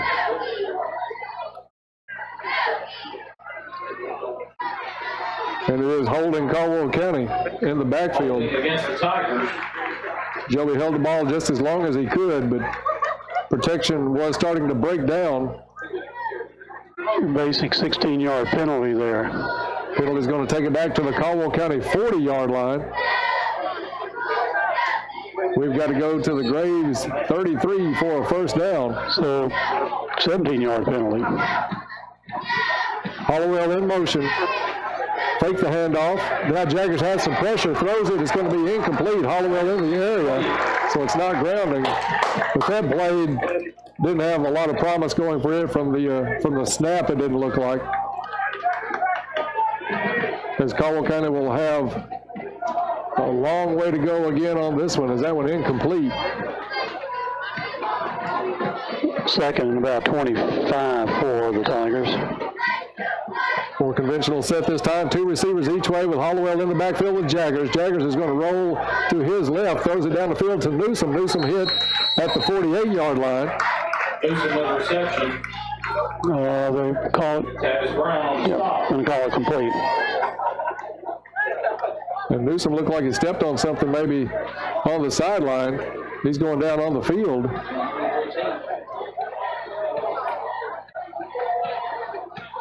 And looks to be a cramp. They are stretching him out on the near sideline as both teams go to the sideline. And they'll stretch Newsom out, Travis on the sideline on the near side. We're going to tell you just a little bit about this thing going on tomorrow at Tri-Shoes. It's a very worthwhile endeavor going on. Tri-Shoes has Operation Kid Safe going on. It's the 15th year in the U.S. and Canada. What it is, each child gets a bio document containing all 10 fingerprints, a photo, instructions, and safety tips. This is not just for children, though. They say also it's a good thing to have, a good program for special needs adults. This program is free to all families, and there's no databasing going on. Parents take home the only record. So come on out tomorrow to Tri-Shoes, a very worthwhile program. We're going to have donuts and hot dogs. This starts at 8 o'clock tomorrow morning, goes until 1 o'clock in the afternoon. WGCE or student-produced television here at GCE. And it's going to be just a great morning there at Tri-Shoes. So we hope you'll go out and see the folks at Tri-Shoes and take the kids out there and get them digitally fingerprinted. If, heaven forbid, if something ever happens where you have to put out an Amber Alert on your child, you'll have all of the records where you just hand them over to the authorities and let them take it from there. Jaggers in the backfield with Hollowell as we're back underway. 3 receivers set to the right. Joby looks at the coverage and looks at the sideline.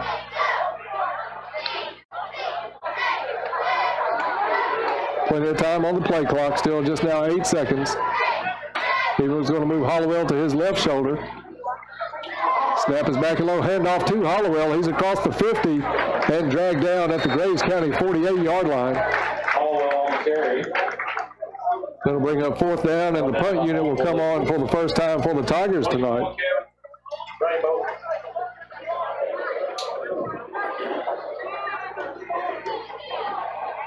Early holding penalty doomed that drive for the Tigers.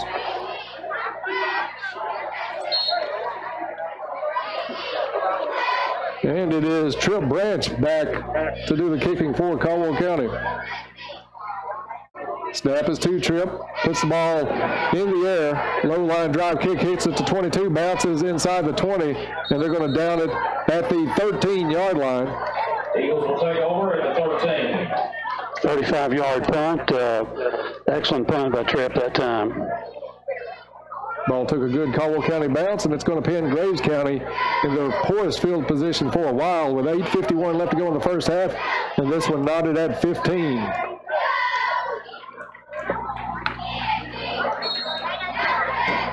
Caldwell County making some adjustments on their coverage that last drive, Bob. They backed the coverage off just a little bit at the line of scrimmage. 2 receivers each way for Graves County. Mathis in the backfield. Snap goes back. Mathis looks it over. It's complete at the 20. Turns it up the field and tackled just shy of the 30-yard line. That's number 4, Drew Cooper. Cooper having a big night for Graves County. 2 touchdown receptions already in this one. Marked at the... They're going to spot it at the 29-yard line. First down for Graves County.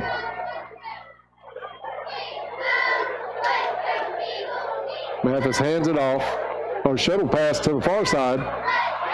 At the 30, flag on the far side of the field. Graves County still on his feet at the 44-yard line. This one's coming back, I think.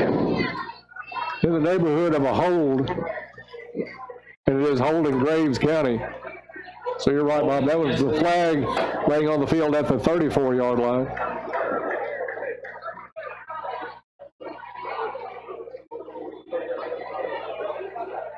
Tough play to set up. Good execution by Graves County, but the hold is going to bring this one back. They'll spot that one at the 25.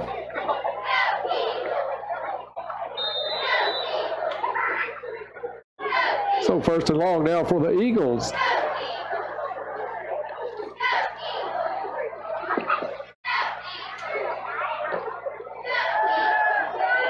And Mathis has some pressure in the back.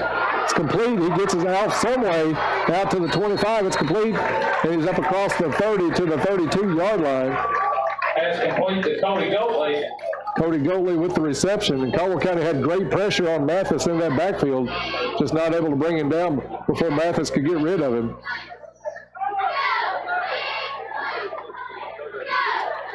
Bob, we knew coming in that Ryan Mathis, one of the higher-rated quarterbacks in West Kentucky, and showing why tonight. Flag again on the field. This one's against Graves County.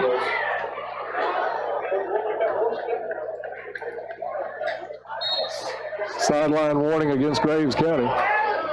Sideline warning. Ball at the 32-yard line. Second down and 8 for the Eagles. Ball complete over the middle of Goatley. He's got it at the 32, gets across right at the 40-yard line. It's Cooper, on the reception. First down. First down for the Eagles at the 40-yard line.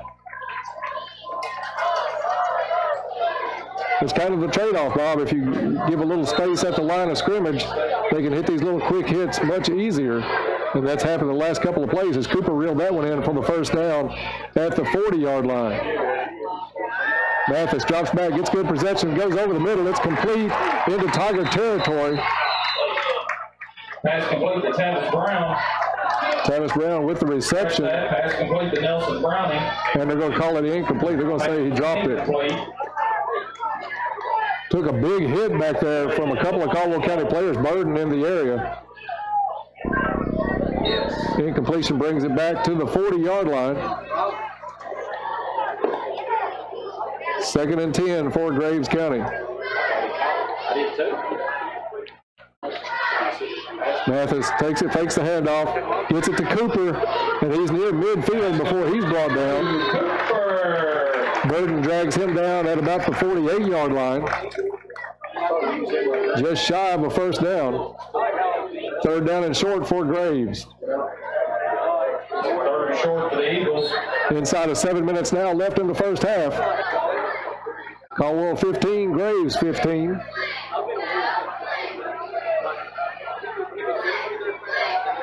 Two receivers each way for the Eagles.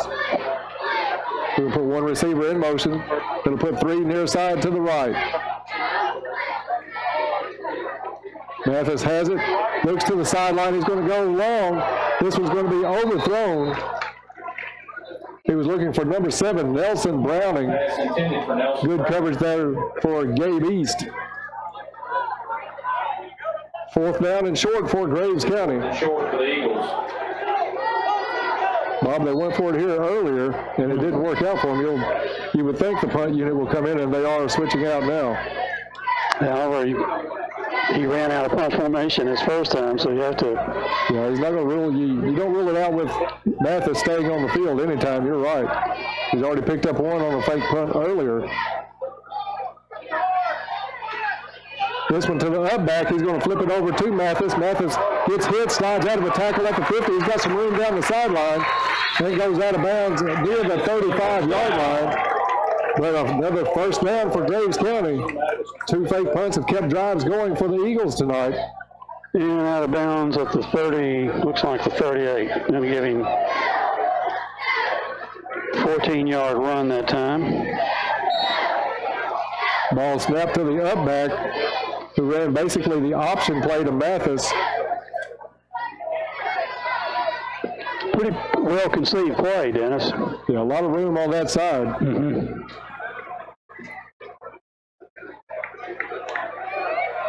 And it's 1st and 10 for the Eagles from the Caldwell County 38-yard line.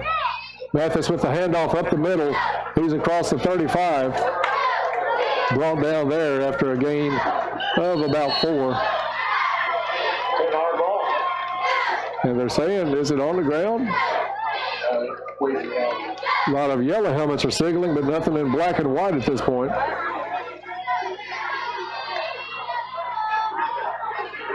Let's see where they'll spot this one, Bob. Still talking a little bit down on the field.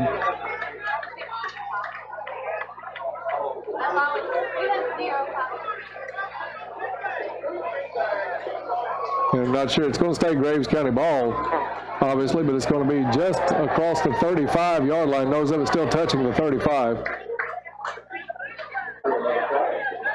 Yeah, another referee coming in for a talk.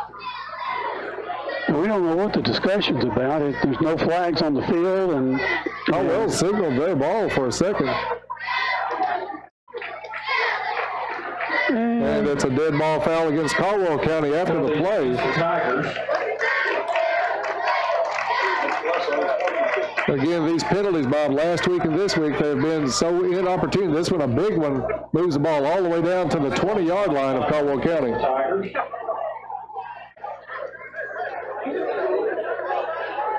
No, we gave up 15 yards on that particular penalty.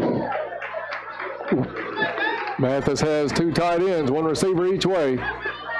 He drops back, looks near side. This one's going to be well underthrown, looking again for Cooper. Good coverage by Trail Riley on this side. 2nd down and 10 now for the Eagles.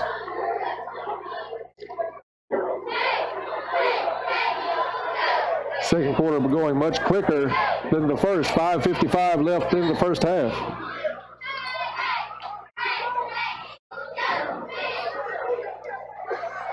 Graves County is going to stay in 2 tight end set, 1 receiver each way.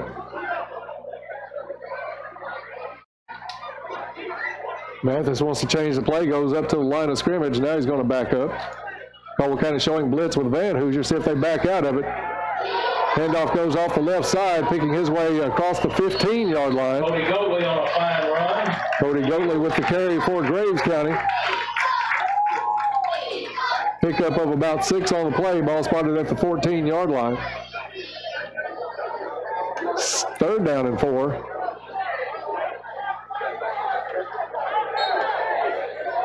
Caldwell needs to dig in here just before halftime. Yeah, and this is the 12th play. Been some long drives tonight by both teams. Mathis is going to keep it, goes up the middle, shakes a tackle, ball on the ground. Let's see if he was on the ground. Let's see if they whistle him down. I think they are going to whistle him down. Down at the inside the 10, it looks like it'll be 1st and goal. No, they're going to give it to Caldwell County. They're going to say he was not down. So Caldwell County comes up with the fumble recovery. They're going to mark it at the 10, you think, Dennis? That ball's not been placed down yet. Let's put it, it's right on the 10, Bob, right on the 10. So a big break for Caldwell County as Graves County threatened. Mathis had enough for the 1st down. Ball comes loose and Caldwell County able to recover.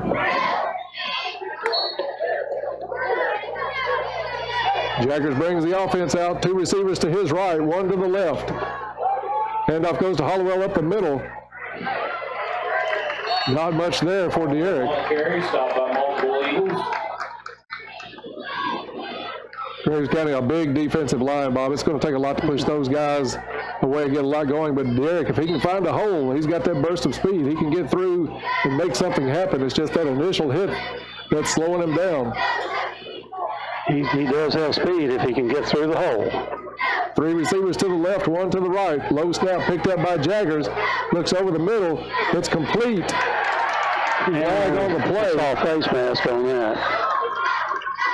Let's see who that was complete to. I thought it was Van Hoosier. It is Van Hoosier on the reception. There's a flag on on the play. We'll see what the flag is. You're right, Bob. I got to feel like it's face mask. Personal foul, face mask. And Caldwell County will have a little breathing room at its back now as the ball's going to come out and be spotted at the 29-yard line. 1st and 10, Caldwell County with 4:37 left to go in the first half.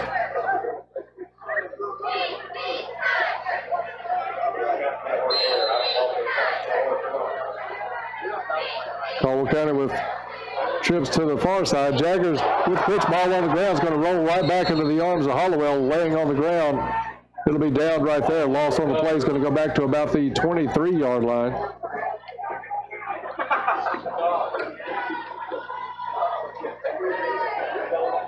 Bob, field conditions on that end. We've played a lot of football on that end of the field, and it's pretty chopped up.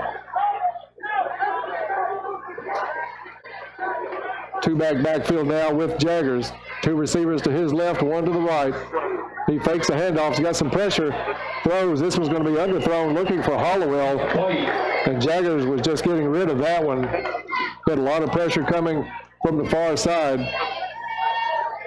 It's going to bring up 3rd down and long now. 3rd down and 14.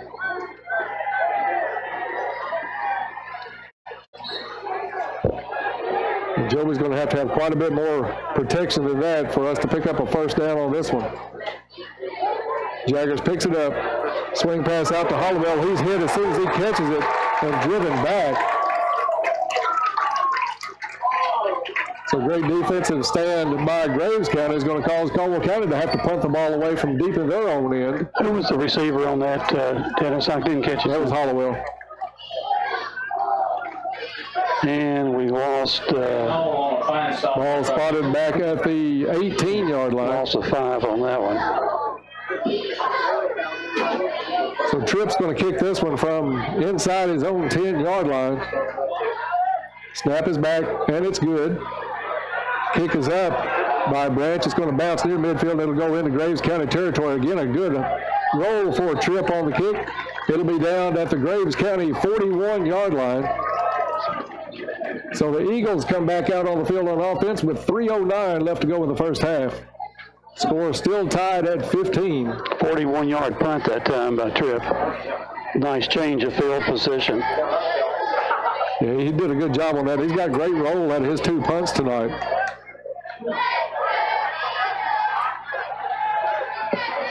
Graves County really starting to go to the air more, noticeably more than they did in the first quarter, Bob. So you got to look for Caldwell County to maybe show some blitz or big plays out of Trail or Jameer. Again, Mathis drops back. He's got time this time. Now he has to scramble a little bit. Rolling to his right. He's got some pressure in the backfield. Brought down. That's a lineman. And shovels it off to a lineman. Yeah.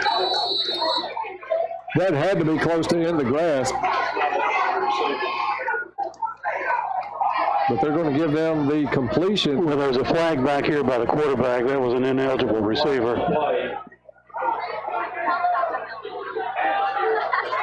Maybe loss of down, too, I think. An eligible receiver for Graves County. An eligible receiver for the Eagles. Penalties big for both sides tonight. Good pursuit by Caldwell County. I thought they had Mathis in the grasp. I thought his knee was down when he shoveled that pass off. They're going to mark the penalty off from where the flag went down, which is where they'll end up spotting the ball at the 22-yard line of Graves County.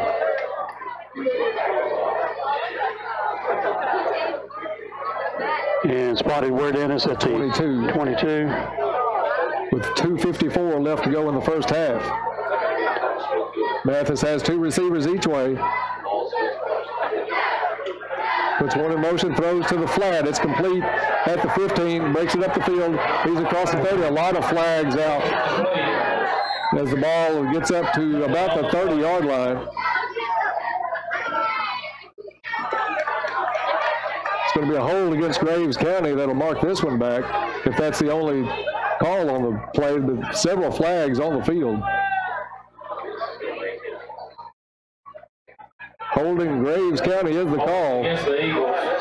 Fairly blatant for 2 or 3 referees to pick that one up. 2:45 now to go in the half.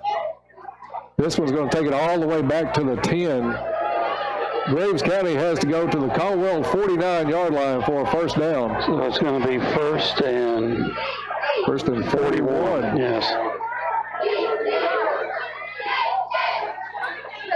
Mathis, empty backfield, 5 receivers set, 3 to the right, 2 to the left. He goes over the middle. This one bounces.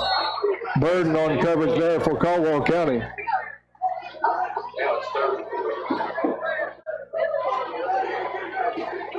Third down and 41. Second, it should be second down. They've got third marked. We'll go with third. Or a third and a country mile, however you want to put it tonight. As Mathis goes trip set to the right, 2 to the left. Now he's going to roll into trouble, trying to scramble. Up across the 5, goes to the far side, down at about the 10-yard line. Great containment by Caldwell County on that one. See if we can pick up the number on the far side of the field. I think that's Bashir able to bring Mathis down, and it'll be 4th down. Russ is having an excellent defensive game. No, still at the 10, so no game. 4th and 41.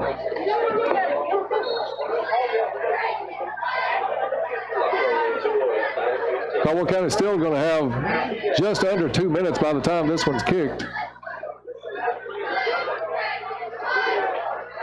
Mathis from his own goal line. And shanks this one bad, goes straight up, hits at the 18, and takes a Caldwell bounce. It's going to be down inside the 15-yard line. Ooh. Mathis, I thought, wanted to run for a second. I thought surely he's not going to try to pick up 41 yards on the fake. Went to get the kickoff at the last second, right off the side of his foot. They're going to mark it at the 14. 13-yard line. Caldwell County has 1:45 and the ball at the 13. Bob, that ball looked like one of my wedges this morning against Todd Griffith in my loss. Looks like one of my punts in high school. Caldwell County comes out with Jaggers and Hollowell in the backfield. And timeout is going to be called by Graves County. 1:45 left to go in the first half, and Caldwell with a great opportunity here at the end of the first half. Stay tuned at halftime. We'll have all the first half stats with Bob Hayes. We'll look ahead to the second half and also check out the broadcast schedule as Caldwell County's Lady Tigers will be back in action on Tuesday night. They're actually playing a game tonight at Paducah Tillman, a rare varsity game on a Friday night. But the girls in action tonight. They'll be back in action on Tuesday night. We'll have it on WPKY as Caldwell County Lady Tigers will be in action at 7 o'clock with the kick. Hot dogs, cheeseburgers, hamburgers. I'll be on the air with our newest addition to the Caldwell County sports staff, Ryan Frisch. Ryan doing a good job calling the boys' games, helping out on the girls' games with the color commentary.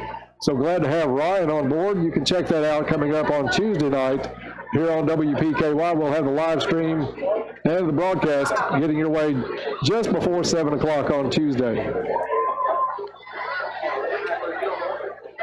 The Tigers come back on the field after the timeout. 1:45 left in the first half. Jaggers with Hollowell at his back. 2 receivers to the far side, extra tight end. Jaggers look to the corner. Now goes over the middle. It's complete to Trail Riley. Trail, they're going to mark him down just outside the goal line. He tried to reach out over it. Actually, the ball did cross the goal line, but not before Trail's knee went down. He's going to be, they're going to mark it at the 1. Maybe we'll see when this clears. Let's call it the 1-yard line. Snap is back. Handoff is to Hollowell. Hollowell is down for a loss back to the 5-yard line. Bob, I thought we might see a little dose of Travion on that play with first and goal at the 1. Now it's going to be second and goal at the 5. 2 receivers each way. Still 1:10 to go in the first half.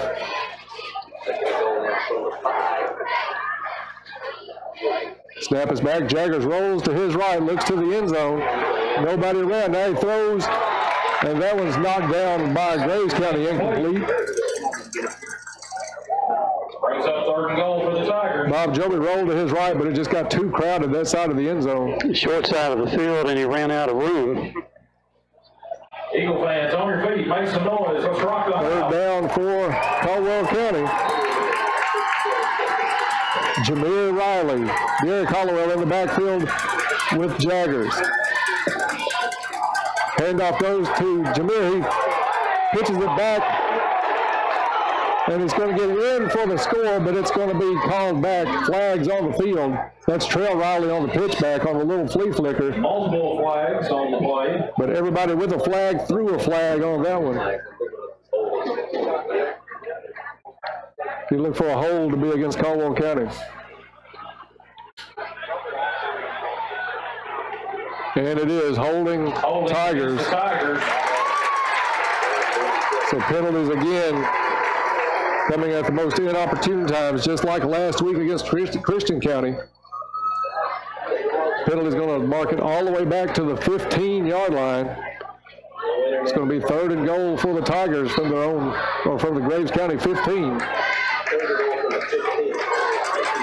2 receivers each way.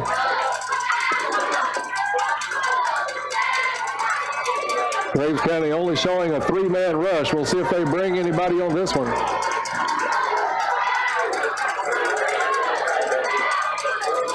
Hollowell's going to switch sides, go to Jaggers left.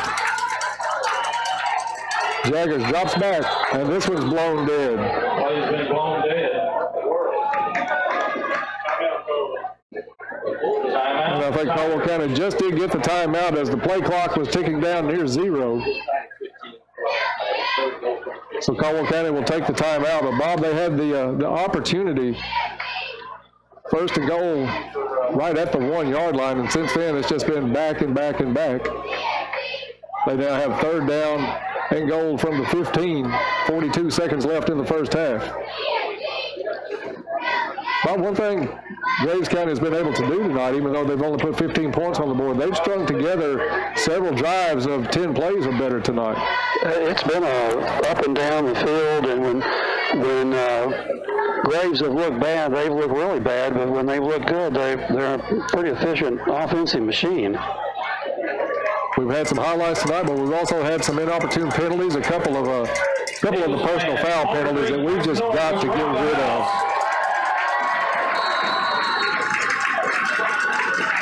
So fans on each side on their feet, 42 seconds left to go in the half. Jaggers takes the low snap, looks towards the end zone. He's going to go fade route in the corner, up and flags down. We can hope this one is interference. He was trying to get Jameer Riley in the corner. Flag came in from the side judge, and it is pass interference against Graves County.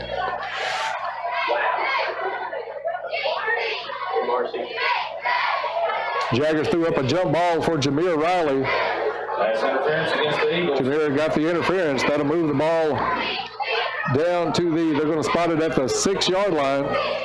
Is that an automatic 1st down, or is it still 3rd and goal? Still marking 3rd. 3rd down and goal. 2 receivers each way with Hollowell in the backfield. Graves still showing just the regular 3-man rush. Jaggers over the middle. It's complete to Jameer Riley. Let's see if we get a signal. Looked like he got in from here, but they're going to mark him right at the 1/2 yards. Bob, I thought he really snuck that ball over. Real hard angle at that end of the field, and it's between the 1 and the goal line. Clock ticking. Caldwell County will probably call timeout and run the 1 play. And they do. Timeout Caldwell County. 4 seconds left in the half, and Caldwell County has it about the length of a football away from the end zone.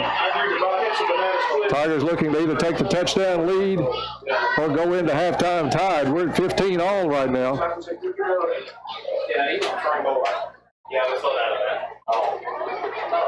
Interference called in the end zone against Jameer Riley, the big play so far on this drive.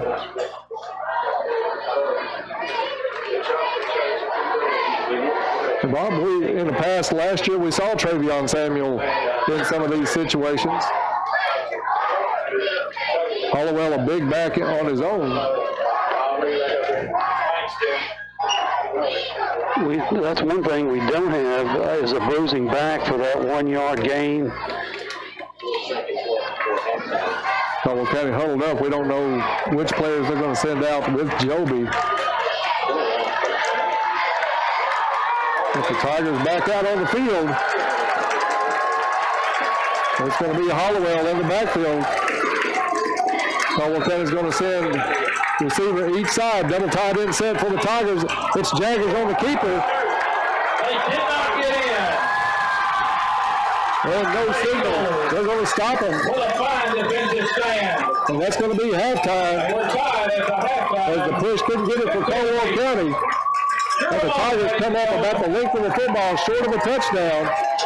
So after one half of play, we're even. 15 for Caldwell County, 15 for Graves County. Ball a golden opportunity there. Unable to capitalize. So we are at halftime. We hope you'll stay tuned. We'll have all of the first half stats for both squads. We'll look ahead to the second half and our broadcast schedule for the start of next week. So hope you'll stay tuned for that. And we'll tell you about a big deal going on tomorrow at Tri-Shoes Incorporated, where they're going to be registering a lot of kids with a fingerprinting program. So we'll tell you about that when we come back. So stay tuned. You're listening to Tiger Football on WPKY.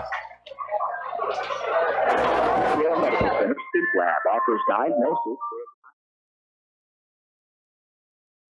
5 Americans have significant sleep difficulties, which, when diagnosed properly, can be successfully treated.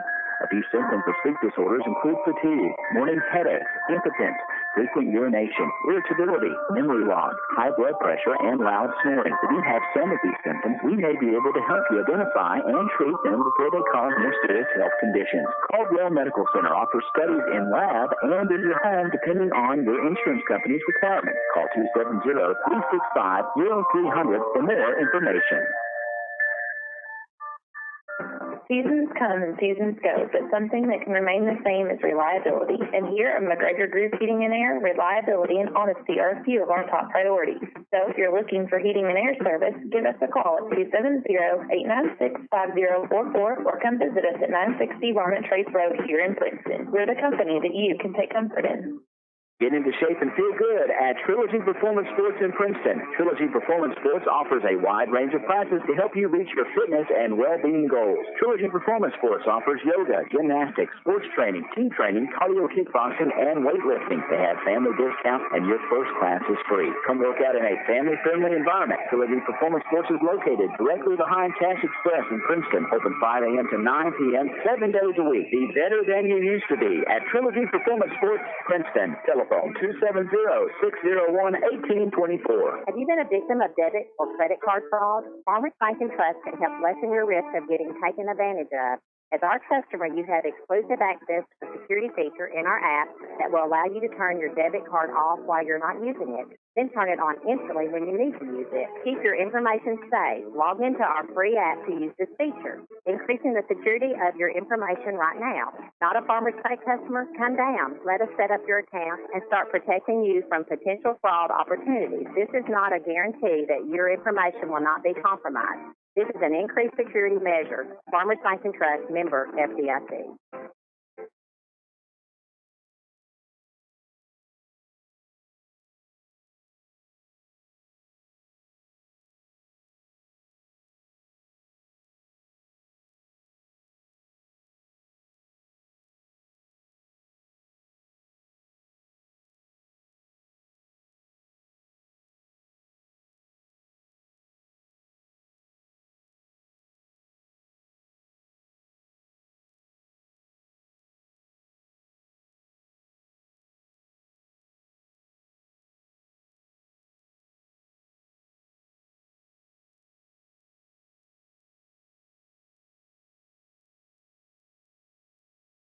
Great news.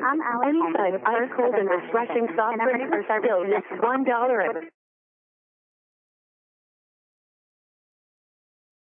Great news. Any size ice cold and refreshing soft drinks are still just $1 at McDonald's every day. That's the news. Now the weather. Soft drink lovers at McDonald's report enjoying ice cold deliciousness. Also reported, chance of refreshment, 100%. Get any size soft drink for just $1, only at McDonald's. A la carte only, limited time offer at participating McDonald's. Cannot be combined with any other offer or combo meal. And we're back at Graves County High School. We're at halftime. Caldwell County and Graves County tied at 15 as Caldwell County couldn't capitalize on a chance with fourth at about the length of a football. Jaggers tried to sneak it in, and Graves County stopped it. So we went to halftime tied at 15 as we enjoy the sounds of Graves County High School marching band. Already, Bob, as you're getting the stats together, notice Graves County in full uniform for the band tonight. So good job by them to be that ready that early in the season. We've enjoyed their performances so far tonight. Bob's going to have all the first half stats for Caldwell County coming up here in just a minute. We want to tell you about something going on tomorrow, and the more Ty tells me about this Operation Kids Safe going on at Trice Hughes tomorrow, the more impressive it sounds. What they're doing, they're going to be fingerprinting the kids that come in. Also, they said it's good for special needs adults. Anybody that comes in, it's ink-free. It's all digital, state-of-the-art, and no database kept on this. It's all the information goes home with the parents or guardians. So that's going on tomorrow at Trice Hughes Incorporated, 8 a.m. to 1 p.m. tomorrow. They're also going to have donuts and hot dogs. So go out and have a good time and let them explain how Operation Kid Safe works tomorrow morning. It says, what do parents get? They get a bio document with their child's digital fingerprints and photo. And this document also has safety tips and helps parents start a family safety action plan. It's completely free to the community, all sponsored by Trice Hughes. They do not database, like we said, they will not ask for any personal information. The only record tomorrow goes home with the parent or guardian. It's open to anyone 1 year and older. However, they can many times get readable prints on younger babies if you want to give it a try. Nothing ventured, nothing gained going out there. Take your baby out there and they can give it a shot, see if it takes. You can take it home, keep it available 24 hours a day. If heaven forbid there's ever an emergency, you can hand the form over to law enforcement. And as we said, it's not just for kids, it's to anyone, including special needs adults that may be at risk. This program, as we said, is free to everyone. So going out, that's a rare opportunity to get some state-of-the-art digital fingerprinting of your children. And in the day and time we live in, we just can't stress how important that is to take advantage of something like this. You hope it never happens or that you never have to use it. But anytime you turn on the news and see some of the things going on, we realize in our day and time how important this is to have. So that's Operation Kid Safe tomorrow, sponsored by Trice Hughes. I appreciate our buddy Trent Burton called up today and wanted to get this out there for everybody and realize how important it is for our community. So thanks, Trent, for helping us get all the information tonight, and we hope there's a big crowd tomorrow again, 8 a.m. to 1 p.m., and that's at Trice Hughes tomorrow in Princeton. Halftime here about 8 minutes before we kick off the second half. Caldwell County tied with Graves County. It looked like this was going to be kind of a shootout early on. Both teams struggling to punch it over. They've moved up and down the field fairly well during the second quarter, but nobody able to knock it in. And we are tied at 15 as we'll take the field in the second half. Bob, I think you're ready for the stats, so you take her away. Okay, Dennis, thank you very much. We are stated tied here at halftime, 15-15. The scoring began in the first quarter. Caldwell County getting on the board first when the Graves quarterback, Ryan Mathis, was tackled in his end zone, coming at the 11-minute, 17-second mark of the first quarter. Caldwell up at that time 2-0. Also in the first quarter, Graves County coming back at the 6-minute, 29-second mark of the first quarter on a 60-yard pass to Drew Cooper. PAT was good, and at that point, Graves County led over the Tigers 7-2. Also in the first quarter, Derek Caldwell on a 1-yard run at the 2-minute, 26-second mark of the first quarter. The PAT was no good. Caldwell County leading at that time over Graves County 8-7. In the second quarter, Drew Cooper on another touchdown pass from Ryan Mathis. This pass covering 14 yards at the 11-minute, 51-second mark of the second quarter. 2-point conversion was good. Graves County led at that point 15-8. On the ensuing kickoff, Trace Holden takes it at the 10, brings it back 90 yards, scoring with 11 minutes, 38 seconds remaining in the second quarter. The extra point was led by Barrett Schultz, and we are tied at that point 15-15, and that's where we are right now at halftime. So basically no scoring, essentially all of the second quarter. The 2 touchdowns coming in the second quarter within the first 22 seconds of that quarter. We'll look at Graves County first here. Graves County in the first half, 15 rushes attempt for 27 yards. So stout defensive play against the Graves County running game. Graves, however, through the air, 10 of 21 for 165 yards. Big play on that was the 60-yard touchdown. So you take away a couple, 3 of their pass plays of double digits. It's been a pretty even game defensive-wise that the yards the Tigers have given up. For the Tigers in the rushing game, Derek Hollowell, 11 carries for 21 yards, not been able to break anything up the middle or outside. Jameer Riley, 4 carries for 20 yards. Joby Jaggers, 3 carries for 0 yards, and 1 team carry 1 yard that was on that mishandled snap. That was a -4-yard loss. So Caldwell County with 19 rushing attempts, covering 37 yards. In the passing game, Joby was 11 of 16. Travis Newsom with 3 catches for 41 yards. Travis went out early, late in the first quarter, and we haven't seen him since. We're not sure whether it was an ankle injury or what. Terrell Riley with 1 catch for 12 yards. Jameer Riley, 1 catch for 5 yards. Barron Wells taking the place tonight of Oliver Parker, 3 catches for 23 yards. Derek Hollowell, 1 catch for a -5 yards. Gabe East, 1 catch for 7 yards. And Tate Van Hooser seeing some action at the wide receiver position, 1 catch for 6 yards. 11 catches for the Tigers, 89 yards through the air. 11 of 16. Joby had 1 intercepted. And total yardage for Caldwell County tonight is 126 yards total offense versus Graves County, 192 yards. Again, 60 of those, that coming on the touchdown pass. Of course, kickoff returns are not covered in this type of stat. And Caldwell County taking advantage of the special teams play to put 7 on the board to bring this game and tie it up at 15-15 here in the first half. So, Dennis, I didn't see Travis come back in the game. Did you see him out there? I did. He took kind of what seemed like a little late hit, like he rolled his ankle here on the sideline. Yeah, I'm beginning to think more it was an ankle as opposed to a cramp. Caldwell County huddling down in the end zone to our right, choosing not to go inside. I'm not sure whether they could get inside anywhere here or not, but they're outside in the end zone to our right. Caldwell County will receive the kickoff to start the third quarter, so whatever adjustments we're making obviously are being made right now, and been an interesting football game, to say the least. We've had some opportunities, and none better than the ball about a football length away from the end zone, and we're just not able to put it in. We're throwing the ball decently. He's got another nice night as far as percentage-wise, but the catches are spread out.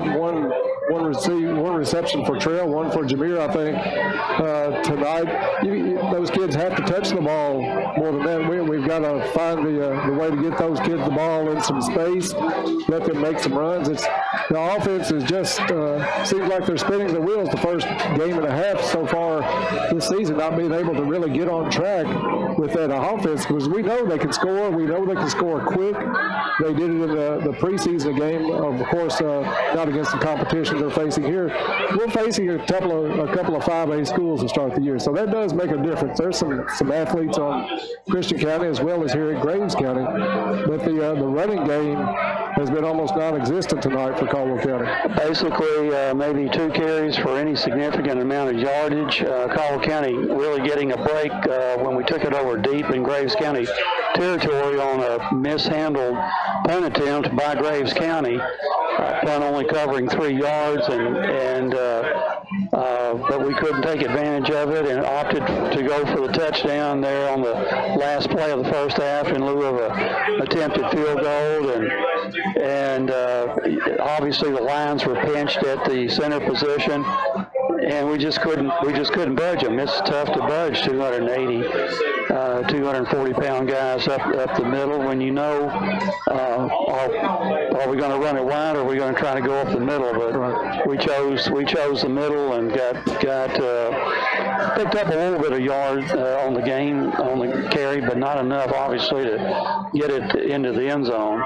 Bob, one thing that I think we knew Graves County was going to blitz a little bit, and as this game has progressed from early in that first half to the troubles we had moving the ball down in the second quarter, it looks like Graves County is bringing a little more pressure. Caldwell County, Joby Jaggers doesn't have the time, it didn't seem like the last 3 or 4 drives, to really sit back and take a look across the field that he had early in the first quarter. And I think that's partly due to we're having trouble picking up the blitzes of Graves County, and Joby's having to roll and look across the field on the run. And unlike last week, the snaps back to Joby tonight have been not just on a silver platter. He's had to reach and dig, and almost like a volleyball player kind of set it a little bit for him, and that takes a little bit of your timing off too. So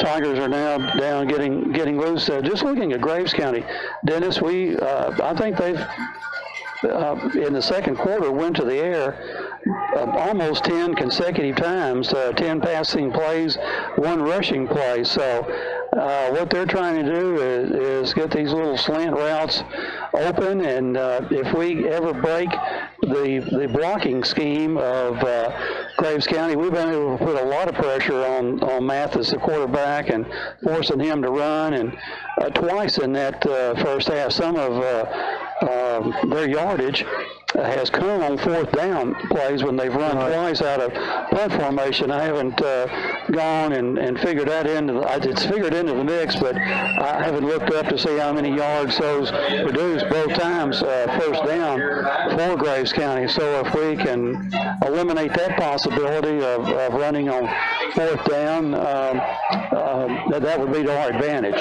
Yeah, I don't know if in those situations with Graves County punts, if you bring your receivers up to the line and just take wherever the ball is down at as what you get out of the situation to help with the containment on Mathis.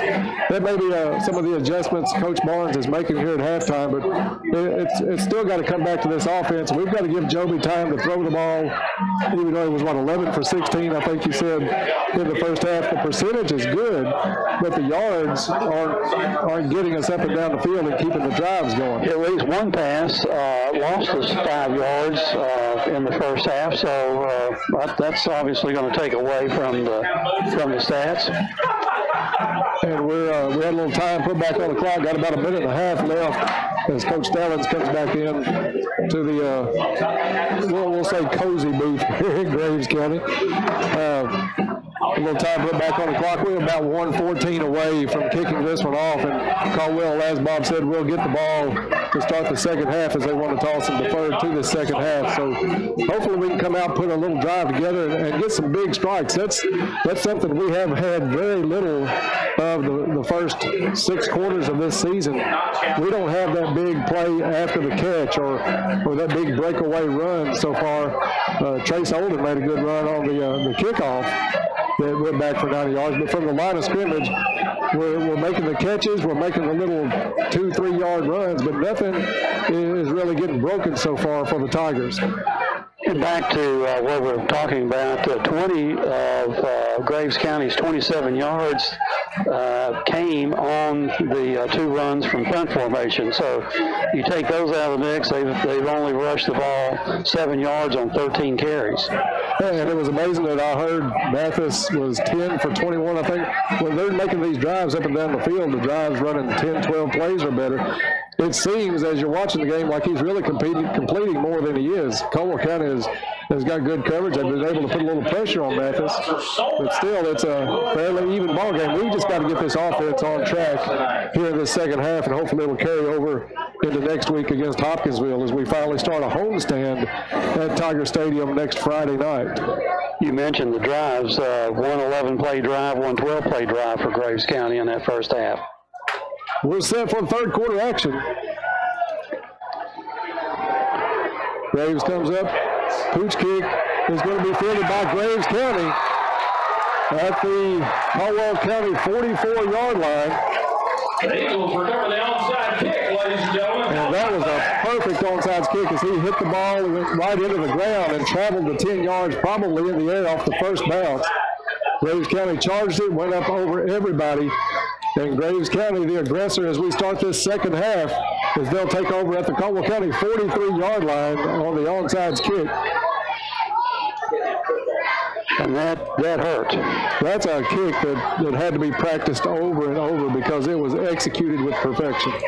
Graves County not above the trick plays. We've seen that not a trick play, but they've had unconventionally 3 different types of things where they fooled us tonight.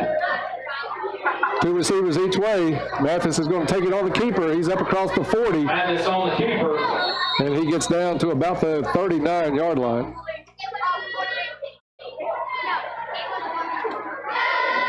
Called keeper for Mathis as we start the second half. Knotted at 15. Second down and 6 for Graves County. Mathis with the handoff. Up to the 35, down to about the 34. Ball carrier looked like, was that number 2? Was that Goatley? That was Goatley on the carry. Goatley on the carry for Graves County. They're marching it down 3rd and short now with 2 receivers each way. Goatley in the backfield with Mathis. Caldwell County brings everybody to the line, showing some blitz. Handoff is to Goatley. He's stuffed at the line of scrimmage. Goatley on the carry. He did not get the first down. We'll see what Graves wants to do on this.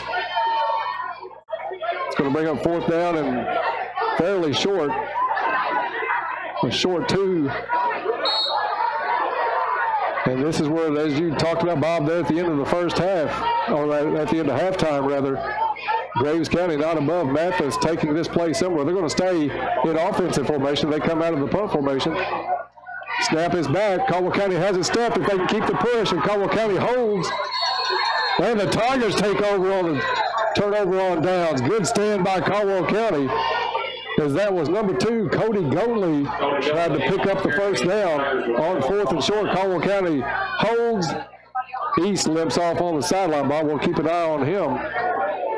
But Caldwell County will take over on the turnover on downs. It'll be first down Tigers. We'll see where they'll spot the ball at their own 35-yard line, so decent position for the Tigers. As the coaches have some last-minute instructions.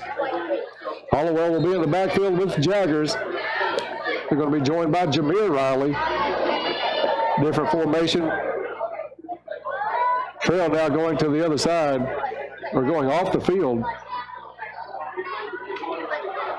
Handoff goes to Hollowell. He's going to go left side. He's got across the 45 and near the 50-yard line.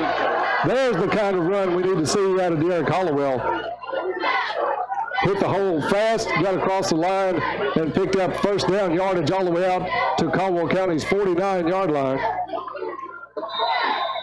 Good blocking that side by the Tigers.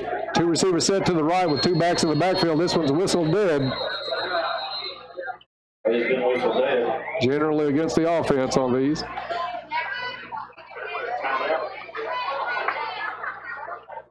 Possibly a timeout.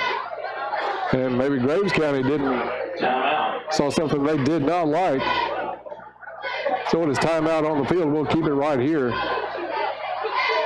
as the teams go to the sideline. But Bob, a good first run by De'Eric Hollowell here in the second half. That should boost his spirits and our spirits immeasurably. Yeah, we like to see anything over 3 or 4 yards. Yeah, absolutely. We'll take a 14-yard gain anytime. Is that the longest from scrimmage tonight? I think it is the longest. Looking here, 14 yards is the longest run from scrimmage. So a good run by De'Eric Hollowell has Caldwell County with 1st and 10 from their own 49-yard line. Both teams back out on the field. We neglected to say, we talked about Tri Shoes, that Caldwell County's Lady Tiger soccer team in action on Tuesday night here on WPKY. Jaggers takes the snap, low, flares it out over to Newsom. Newsom back into the ballgame, plows over a would-be tackler at the Graves County 45. Newsom back in the ballgame after he missed quite a bit of the first half. Mark at 48. No, we'll put that at the 43. Yeah, 43. Second down and short for the Tigers. Handoff up the middle. This is enough for a first down. We'll see the Tiger carrier. He had Riley in the backfield along with Hollowell. That's Riley on the carry. Jameer picks up the first down for Caldwell County. Ball spotted at the 38-yard line of Graves. 1st and 10 Tigers. Jaggers trip set to the left. He looks to the left, goes to Newsom. Newsom turns up the field across the 30 and down near the 25-yard line. Travis Newsom looks like he's back to 100%, Bob. He looked good on those last two pass catches. That play covers marked at the 26. Same formation, trips right. Wells, the lone receiver, to the right, trips to the left. Handoff is up the middle. This one across the 25 down to about the 23-yard line. Cody Goldley in on the stop. Who was the ball carrier? Hollowell on that one. Hollowell in the backfield, 2 receivers each way now for the Tigers. Snap is back, handoff to Hollowell. He finds a hole, gets up across the 15, down near the 10. Hollowell with a carry, brought down. Hollowell hit the hole over left guard. Nice hole opened up by that offensive line on that one. Hollowell hit it and picked up first down. It's 1st and goal now. At the 8-yard line? We'll call it the 9. Bob, referee standing across from the 9. Snap is back. Handoff goes to Jameer Riley. Look like we'll see spin. And looks like he got in. Touchdown signaled. Jameer Riley on the touchdown from 9 yards out. Ball did come loose in the end zone, but he was already across. Touchdown Tigers. So Caldwell County comes out with a good drive, and to begin their second half, they take the lead at 21-15. That score coming with 8:46 to go in the third quarter. Bob, it looked like the offensive line blocked well on every possession, on every play in that possession. Schultz to try to tack on the extra point.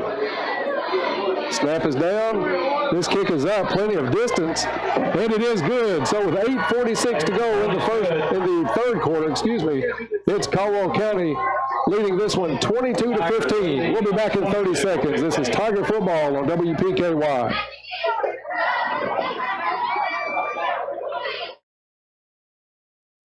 With the kids back in school, you can now concentrate on summer projects you intended on doing, but you just never found time. Come see us at Fredonia Valley Bank and check out our consumer loans that could help you finance your next project. Purchase a car, truck, or a recreational vehicle to enjoy this fall. With only a couple of months left of warm weather, why wouldn't you drop in and spend some time talking to one of our friendly loan officers? The loan officers at Fredonia Valley Bank will help you make sound decisions when it comes to borrowing money. money and will guide you through the process.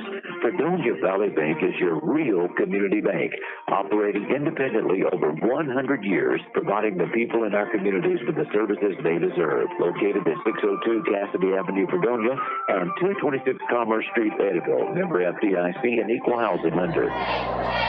Good drive by the Tigers as we get back to action here at Graves County High School. Good drive by the Tigers here in the third quarter as Jameer Riley punches it over from 9 yards out. And Caldwell County back in front tonight, 22-15. Bob, how many plays was that drive? It was a 7-play drive. Good play, good drive by the Tigers. Great job, I thought, by the line to open up some nice holes. Kick fielded at the 12 by Graves County. Then up across the 25 and brought down there.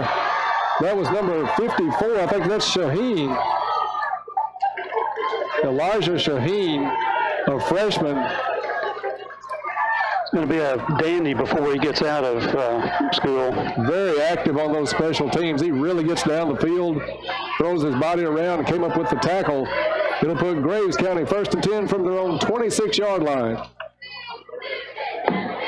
Graves first and 10 from their own 26.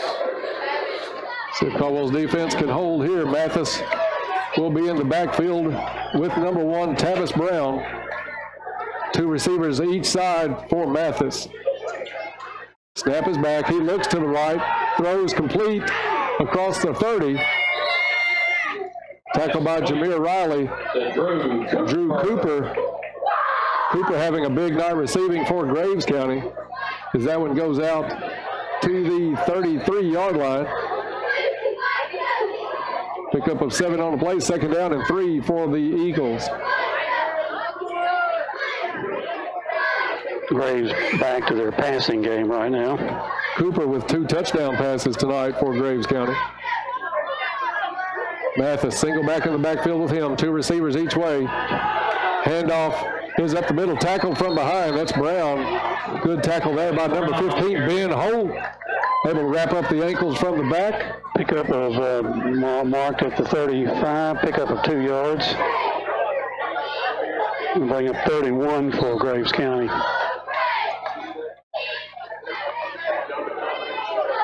Mathis getting the play in from the sideline. He still has Brown in the backfield with him.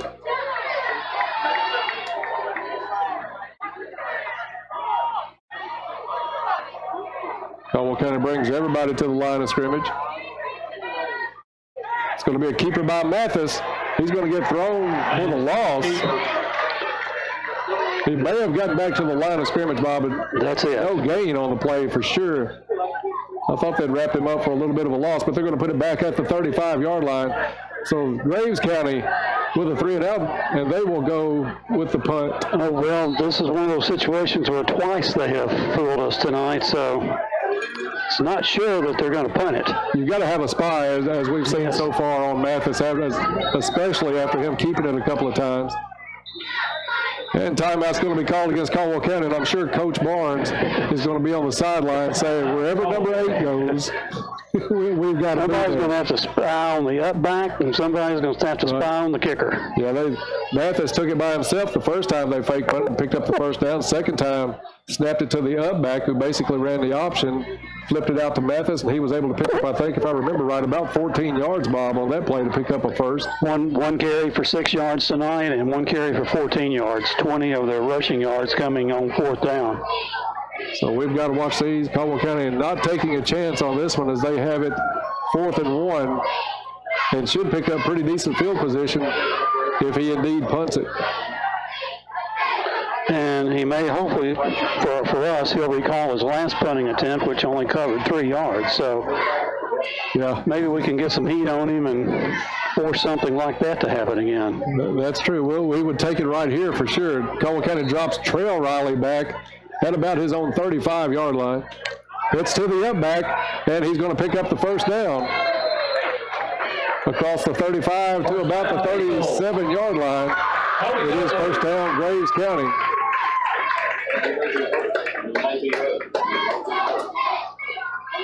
Graves County still with the player down. Let's see who that is on the ground.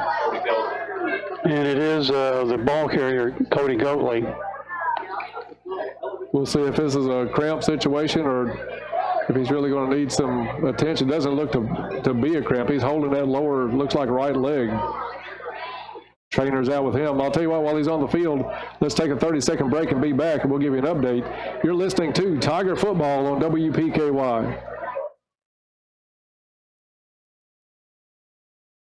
Meter tampering is dangerous. Tampering with an electric meter is not only dangerous, it is dishonest and against the law. Stealing electricity by tampering with an electric meter may result in your arrest and can even risk your life. Tampering with meters results in increased utility bills that everyone has to pay. If you see anyone tampering with an electric meter, call the Princeton Electric Plant Board right away at 270-365-2031. Princeton Electric Plant Board, Princeton's #1 energy source. And we're back at Graves County High School. Injury timeout on the field with 6:42 left to go in the third quarter, and Caldwell County leading this one 22-15.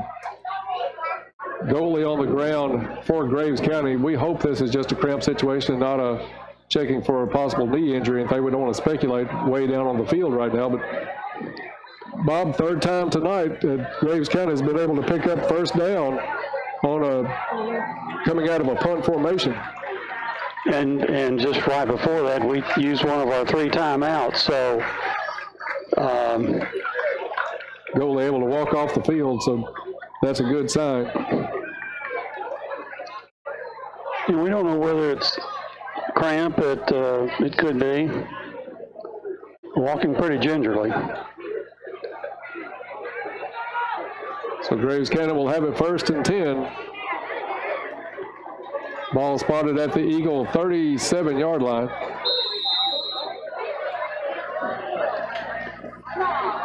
Brown in the backfield with Mathis. 2 tight end set for the Eagles. Handoff goes to Brown. Brown hit, pushed back, still on his feet, gets to the outside, and up across the 40. Good run by that young man. Bounced off a really crisp tackle, bounced it to the outside, and was able to pick up about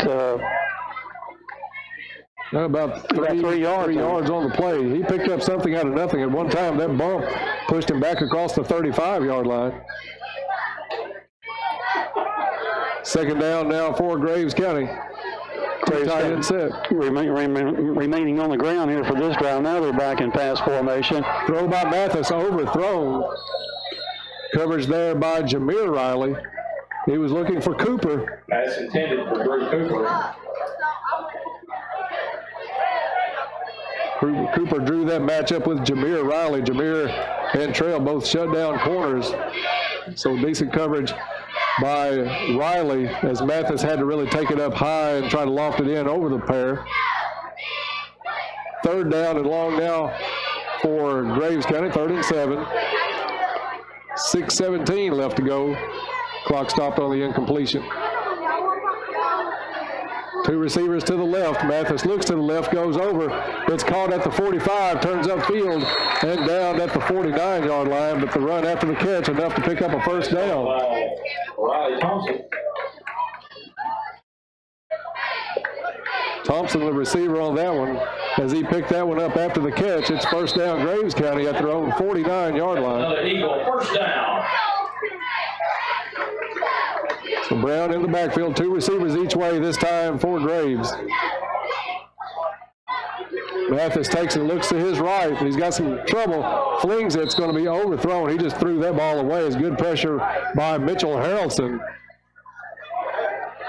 Putting the pressure on Mathis. Mathis just got rid of it. And it'll be 2nd and 10 now for the Eagles. Mathis, a smart player, didn't take the chance on that one and didn't waste a lot of time. He was under heavy pressure by Mitchell on that particular pass attempt. 2 receivers set. Play action by Mathis. Now he's going to have to scramble. Goes to his left, up across the 50, and out of bounds at the 45. Flag on the play. We'll see if this is a hold against Graves.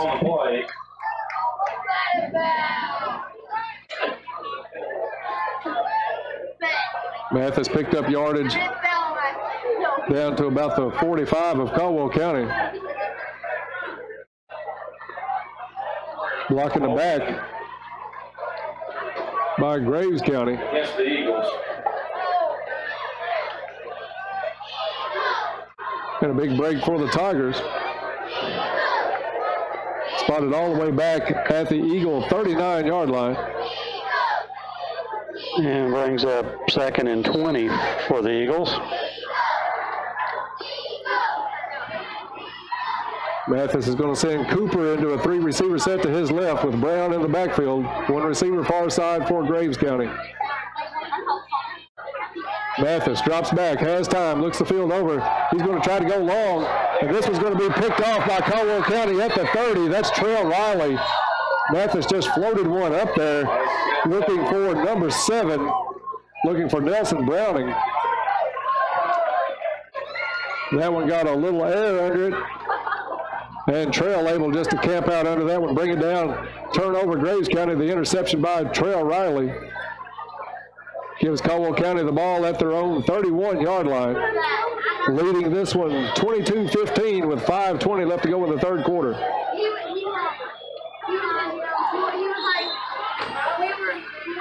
Good spiral by Mathis, but it looks like it just got away from him a little bit.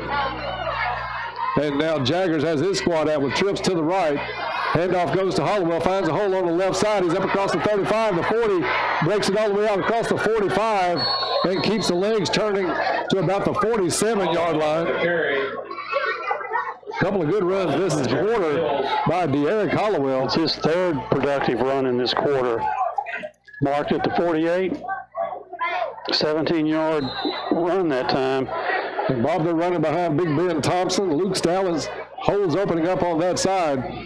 Swing pass is going to go for a loss for Caldwell County on the far side of the field. Who was the receiver on that one? Trying to pick it out. I think it was Newsom. Brought down by Brady Hall and Riley Thompson. So loss on the play goes back to the Tiger 44-yard line. Caldwell County a little uncertainty where they're supposed to line up on this play. They'll send Olden out. 2 receivers set near side.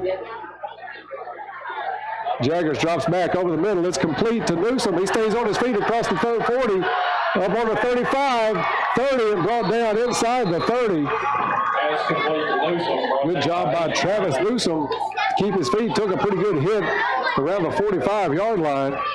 But it's a first down, Caldwell County. At the Graves 20, let's call it the 27, Bob. 29-yard pass play. Snap is back, handoff is up the middle. Looks like Hollowell. Lee hit about the 20. Quarterback Mathis with the tackle for Graves County. Another good drive going on by Caldwell County. Bob, I'm just impressed with that blocking that the Tigers are getting at the start of this third quarter out of that offensive line. 2-back set, busted play, and it's Jameer Riley takes the handoff, but I think it was really supposed to go to Hollowell. Riley on the handoff. He went to the line to block. Joby turned around, handed off to Jameer. Kind of mark it at the 21-yard line, looks like. So a little something out of nothing, but not the play I think as it was supposed to be ran. Snap is back this time. It's to Hollowell, finds a hole in the middle, stays on his feet, still on his feet down near the 10-yard line. Hollowell with a carry, brought down by Travis Brown. Graves County has several players going both ways. Brown, the running back, makes the tackle on that one. 10-yard pickup and a first down for the Tigers. First and 10. They're just outside the 10-yard line, so they can get a first down without putting this one in. Jaggers takes the snap low, swings it over to Newsom. Newsom with the catch. He's going to be driven back after the catch. Newsom with the reception. Tackled by number 6, Brady Hall. And it looks like a little loss on the play, actually.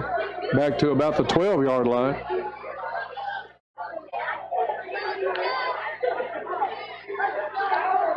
So second down, and let's call it second down and 11. Snap is back, goes to Hollowell. He gets through the line, but then hit. Linebackers converged on him. Maybe back to the original line of scrimmage. It'll be 3rd down and 10 for the Tigers. Makes it 3rd and 10 for the Tigers. Come on, Eagles fans, on your feet. Let's make some noise. Rock the house. Jaggers gets the play from the sideline.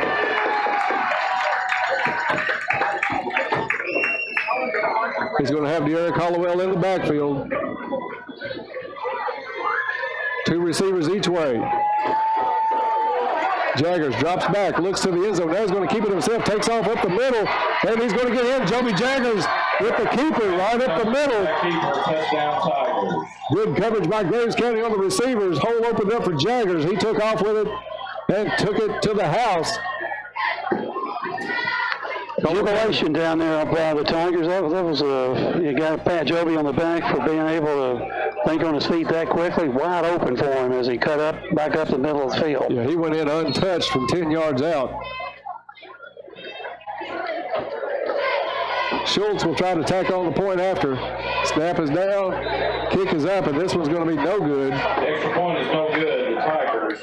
So with 2:04 left to go in the 3rd quarter, Caldwell County leads this one 28-15. We'll be back in 30 seconds. You're listening to Tiger Football on WPKY.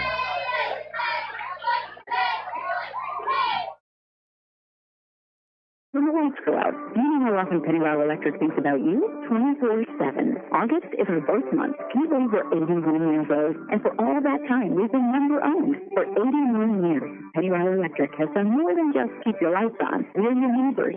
We support your schools, churches, charities, and so many other things you care about. Pennywell Electric, dedicated to working toward progress and better living for all of us. And we're back at Graves County High School. Caldwell County with an impressive 3rd quarter leads this one 28-15.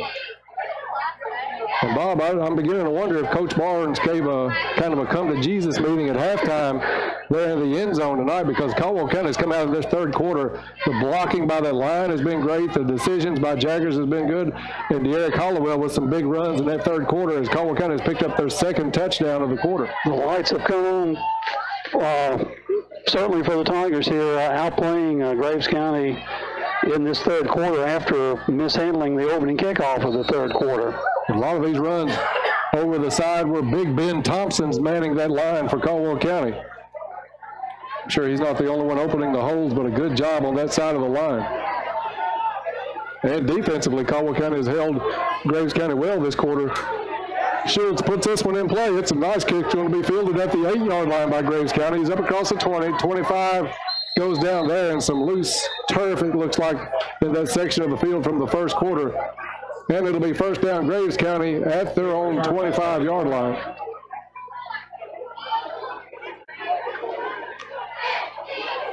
Much better kick by Schultz, driving the opponent back inside their own 10.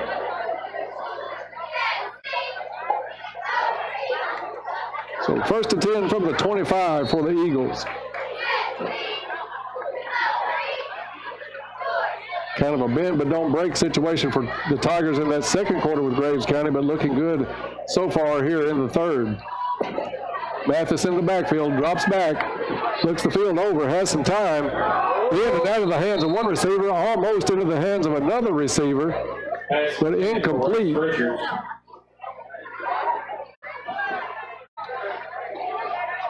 It'll bring up 2nd and 10 for the Eagles.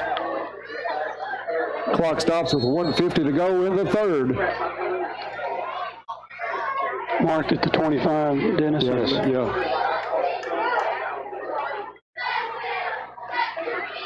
2 receivers set each way with Brown in the backfield with Mathis.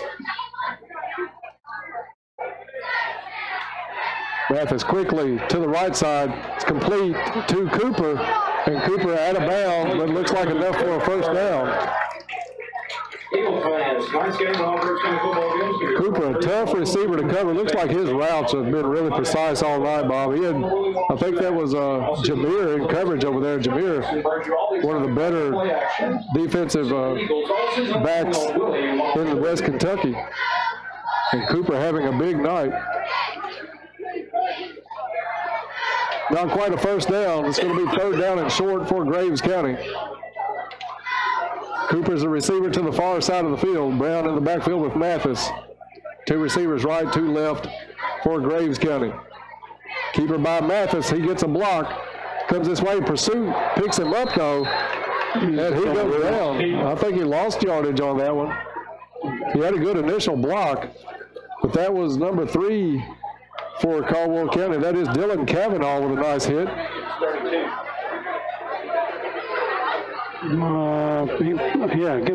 Look at this.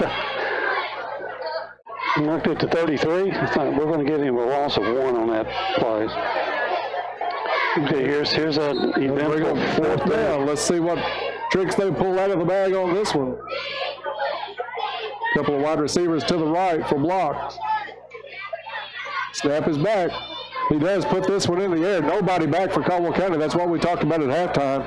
They'll let this one roll, but at least they do have possession. It's going to be marked down at the Tiger 21-yard line. I'll make it to 22. I'm sorry, 22. That's the way they should play every time. Bob, we talked about that in the first half. During halftime, in the first half, Mathis able to fool the Tigers a couple of times. Then they picked up another one in the third quarter. You just have to put all the manpower on the line of scrimmage, I guess, with that team, the way they do those plays. And obviously, I think when he saw that, his key was to punt the ball.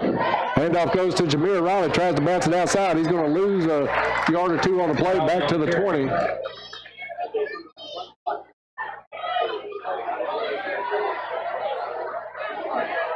Caldwell County letting that clock tick. About half a minute to go in the third quarter. Caldwell County leads this one 28-15. Jaggers in the backfield with Hollowell. 3 receivers set to the left. Snap is low, picked up by Hollowell. He's going to get across the line of scrimmage and hit there. He may have picked up 3 on the play, but that's about it. Ball carried by Hollowell. Brought down by Aiden Lyman. It'll be 3rd down and 9 for the Tigers, and they'll let the quarter run out. So after 3 quarters of play, Caldwell County takes the lead in this one. It's Caldwell County 28, Graves County 15. We'll be back with fourth quarter action in 1 minute, so stay tuned. This is Tiger Football on WPKY. Located at 208 North Jefferson Street, it's locally owned and operated with a strong, sincere focus on customer service. Planters Bank has a diverse team of seasoned professionals in Western Kentucky and Clarksville, Tennessee. Since first opening their doors, Planters Bank has made a name for itself as an energetic player in the financial services market. Stop by and talk to the friendly folks at Planters and find out about the You Choose Rewards program. Planters Bank, member FDIC, and equal housing lender.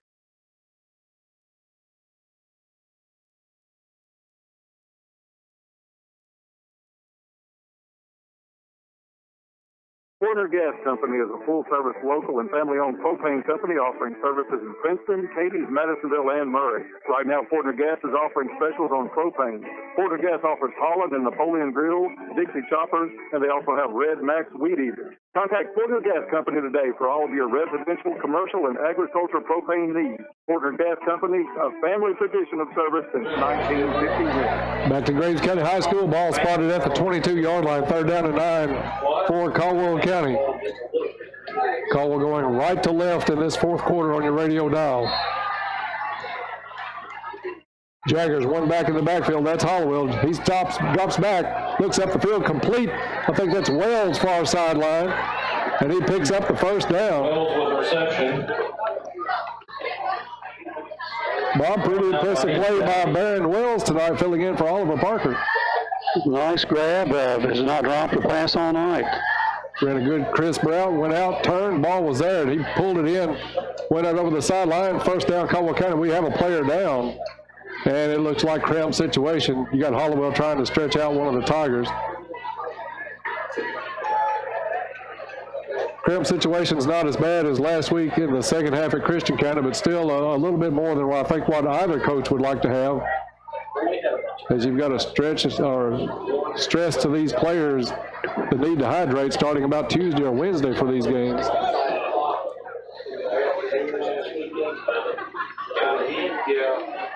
Stay tuned after the game. We'll have the Trilogy Performance Sports post-game show coming your way. We'll have all the stats for this game, and then we'll look ahead to next week as Caldwell County has a home game against Hopkinsville. First time this year we'll be back at Tiger Stadium, so tune in for that after the ball game.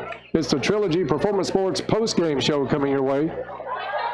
That was Jameer Riley, the injured Tiger player, just walking the cramp out. Bob, if I'm not mistaken, I think he had a little problem last week at Christian County with the cramps. He was one of our players affected. Joby, 17 out of 22 tonight, really passing well. And I think he had 5 incompletions at halftime, did he not? Yes, he's been perfect perfect in the third quarter, so good quarter by the Tigers. This handoff goes to Hollowell. He's going to try to bounce it outside, nothing there. Gets back to the original line of scrimmage. That's about it. Second down and 10 for the Tigers. Newsom near side. You've got Van Hoosier in the lineup along with East on the far side.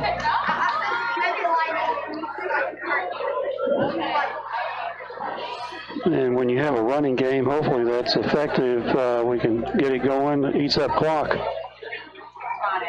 Snap is low. Jagger's able to pick it up. Looks down the field. Now he has to scramble. He's got a little bit of room this sideline. He's going to try to get around one. He's up across the 35. Tucks it and goes out of bounds at about the 40. Daggers on the keeper. Out of bounds at the 39. Yeah, I think they are going to mark him 39-yard line. So pretty good run out of nothing for Jaggers as he felt a lot of pressure. Receivers well covered by Graves County. Brings up 3rd and 2 for the Tigers. Well, they've got a little third and 4 is what they have on the board.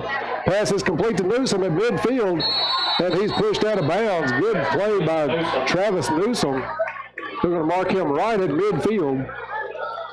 So Caldwell County able to pick up the big first down, keep this drive going, and more importantly, the clock moving. Ball spotted at midfield, 11 minutes to go in the ball game. Hand off to Hollowell. Hollowell hitting the backfield and goes down about a 2-yard loss. Down by number 59, Grant Wammel. Graves County had a player get through the line quickly, able to wrap up Hollowell, and it'll put the ball back at the 49-yard line, so just a loss of 1.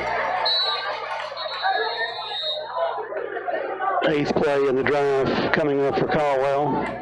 And the officials stopped this when they're having a conversation in the offensive backfield.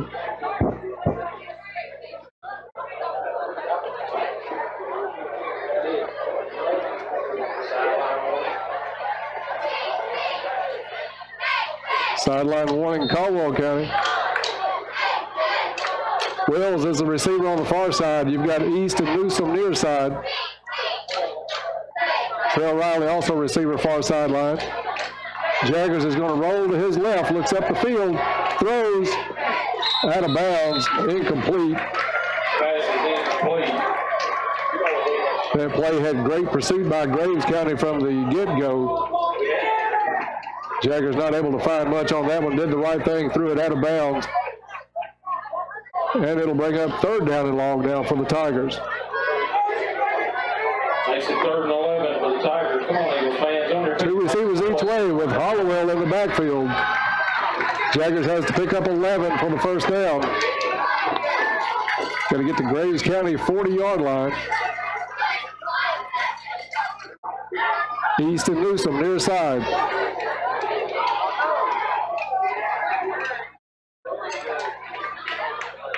Jaggers drops back. He's got good protection. Looks over the field. Throws over the head of Newsom. That would have floated on him about like the one Mathis had earlier that floated and Riley picked it off. That one not picked off, but incomplete. And it'll bring out the punt unit for Caldwell County. Clock stops at 10:25 to go in the ball game. Caldwell County leads this one by 13. Bob, there's a pretty good breeze, looks like, out on the field, maybe across from Graves County sideline to Caldwell County sideline, but it's picked up. It's got the flag stood out. Punt by Branch, nice one. Doesn't get the normal roll that he usually gets out of one, but a good punt nonetheless. This one's going to be down near the 22-yard line of Graves County. maybe last week just a little bit of butterflies on the part of some of the special teams like Tripp and like Schultz. Much better job tonight by those two kids. And what we don't want to happen from this point on are mistakes, and certainly that punt was nice to get off.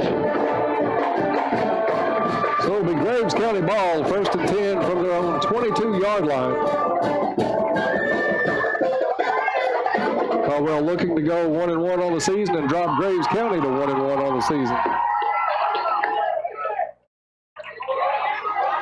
We're back at the friendly confines next Friday night as we start a 3-game home stretch with the Hopkinsville Tigers. Game time set for 7 o'clock. Mathis takes a snap. Looks near side, little curl route to Cooper. Cooper caught the ball hit at the 27-yard line.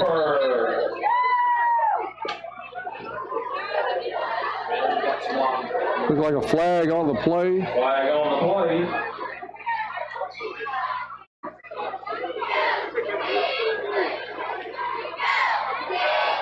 Mathis wanted to get the first word of the foul. Referees had to wave him back. And they're going to pick the flag up. And they waved the flag off. So no foul on the play. Gain is up to the 27-yard line, I think it was.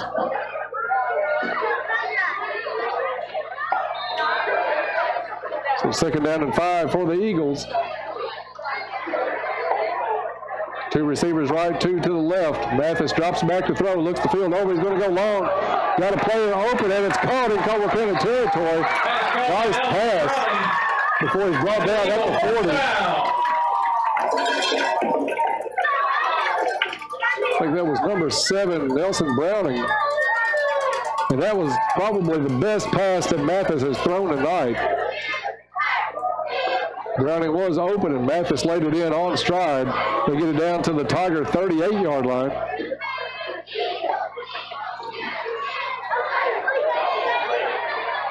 So it's 1st down, Graves County in Caldwell territory as we're down to 9:48 in the contest.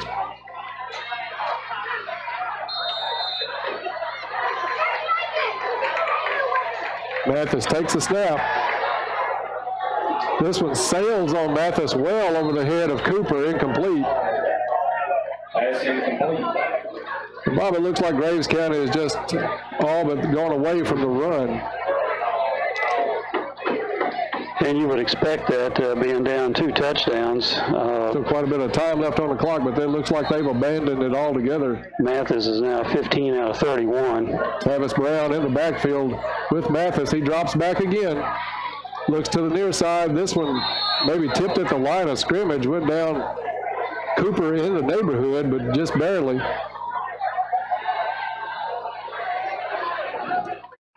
Third down and 10 now for Graves County.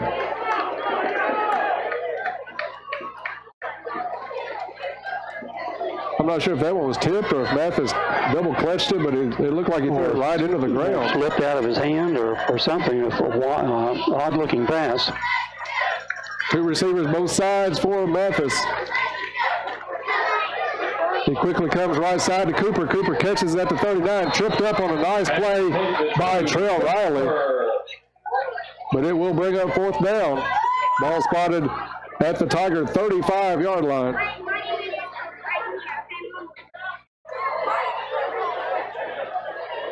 Graves County keeps the offense out.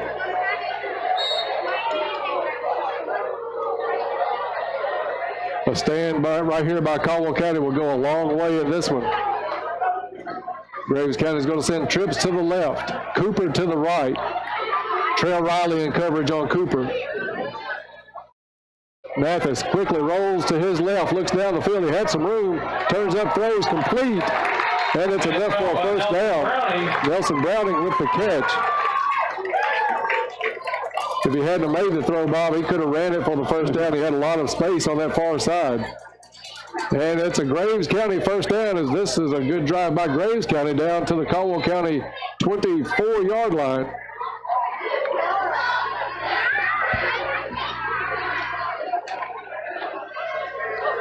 Mathis has 2 receivers each way. Swings it out to the back, out of the backfield. He's hit, picks up some yardage, maybe one on the play. Tavis Brown with the reception. Tavis Brown makes the catch. Almost thrown for a loss, but I think he's able to get back to at least the line of scrimmage, maybe a yard on the play. And let's give him a yard. They'll mark that one at the 23-yard line. Second down and 9 for the Eagles.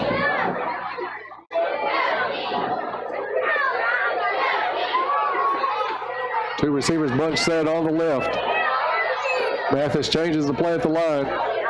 He drops back, wants to go to a fade in the corner. That's trailed in coverage and knocked away. Incomplete. Good coverage by Trail Riley. Mathis wanted to cut this lead in half to Cooper. Went for it all. Good coverage by Trail. And Graves County looking at a 3rd and 9 situation here. 7 minutes, 42 seconds remaining in the game. Caldwell County leading by 13 points. Mathis takes it back. Looks over the middle. Plenty of time. Now he's got a little rush. This one intercepted by Caldwell County off the deflection by Graves. Let's see if we can pick up who that is. He gets it back out across the 25. I think it's Van Hoosier on the interception. Mathis had all kinds of time to throw that ball, threw it over the middle, in and out of the hands of his receiver, and right into the hands of Van Hoosier. Comes up with the big interception. And Caldwell County will bring it out to their own 25-yard line, 1st and 10. Interception comes with 7:28 left to go in the ball game, and Caldwell County leading this one 28-15.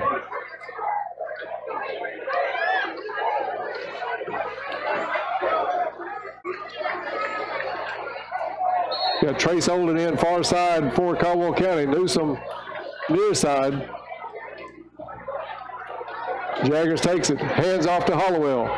Hollowell turns it up the field, gets across the 25, close to the 30 before he's driven back. Caldwell stopped by multiple Eagles. We'll give him to about the 28 probably.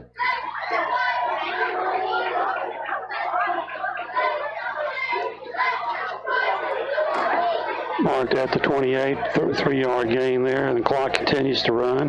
This is where Caldwell County needs to tack together a couple of first downs, run some of that clock off. As Olden joins Newsom on the near side, 2 receivers set to the far side with Hollowell in the backfield. Jaggers takes a snap, looks to the right, comes back to the left. Nice catch by Newsom in traffic, lowers his head, still plowing. They'll give it forward progress to close to the 30. Mama started to say an ill-advised pass by Jaggers, threw that one into traffic. Newsom did a great job, and I mean a great job, getting hands on that one in traffic and pulling it down for the reception. Ball up to the 29-yard line, still 3rd and long for the Tigers. We picked up a yard on what could have been a pick 6 very easily on that play.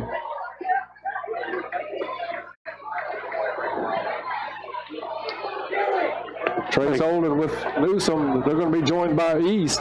Trip set to the left. Play clock down to 6 seconds. Handoff is to Hollowell. Lowers his head, gets near the 35. It's going to be close. We'll see where they spot the ball. It's going to be short just by the looks of the chain gang on the far side. And Caldwell taking no chances. Bob, you're looking at maybe, a couple of football links? At less than 1 yard for sure. Trip Branch will come into the ball game. And this is where we do not need a mistake. I think if it was any farther out, we might go for that, try to keep that clock going, but in our own territory this deep, I think this is a smart play as Branch has had a good night so far. Need a good, dependable snap here. They put Holt in play. Snap is low. Branch takes it, tries to get the kick off. Does. Did a great job just to get it off. Let's see if it'll take a Caldwell bounce. Does not. It's going to be down just in Caldwell territory. But a great job by Branch to get that much on the kick.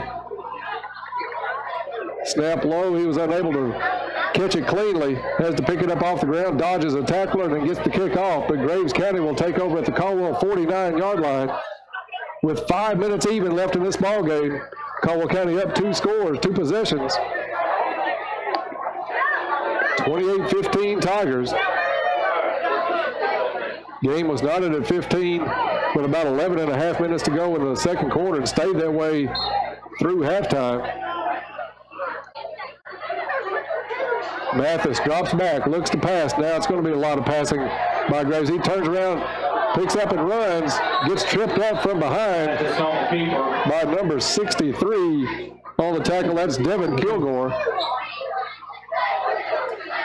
Marked at the 48, pickup of 1 yard. Pickup of 1 for Mathis. Good coverage by the Tiger defensive backs on that one. Nobody open for Mathis to get rid of it to. 2 receivers set each way. Mathis has Brown in the backfield. Got to keep an eye on Cooper. Mathis is going to roll to Cooper's side. Cooper slips on the turn, incomplete. Bobby, you could just see that one coming. He was going to look for Cooper on that play. He's had a big night. Went to make the cut and slipped on the wet field. We had quite a bit of rain before the game here tonight in Graves County. Cooper lost his footing, pass incomplete.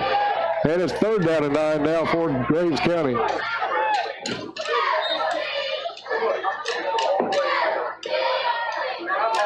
Trilogy Performance Sports post-game show coming your way as soon as this one's over. Snap back to Mathis. He looks down the field to the sideline. It's complete and out of bounds, enough for a first down. So Graves County will keep this one going and stop the clock with 4:14 to go in the ball game.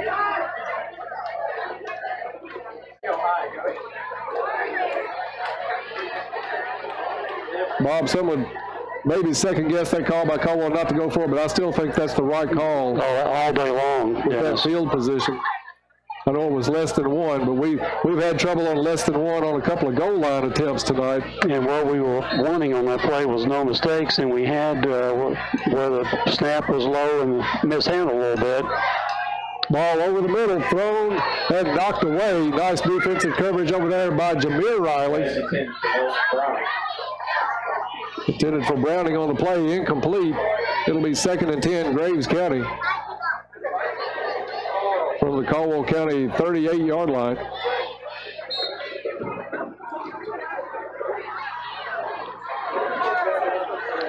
Cooper, the near side receiver. Mathis, time, looks over the middle. Now he's got to scramble as Kilgore comes in. This one incomplete, overthrown at the 25-yard line. Devin Kilgore got through the line, gave a little bit of chase to Mathis, flushed him out of the pocket. Brings up 3rd and 10.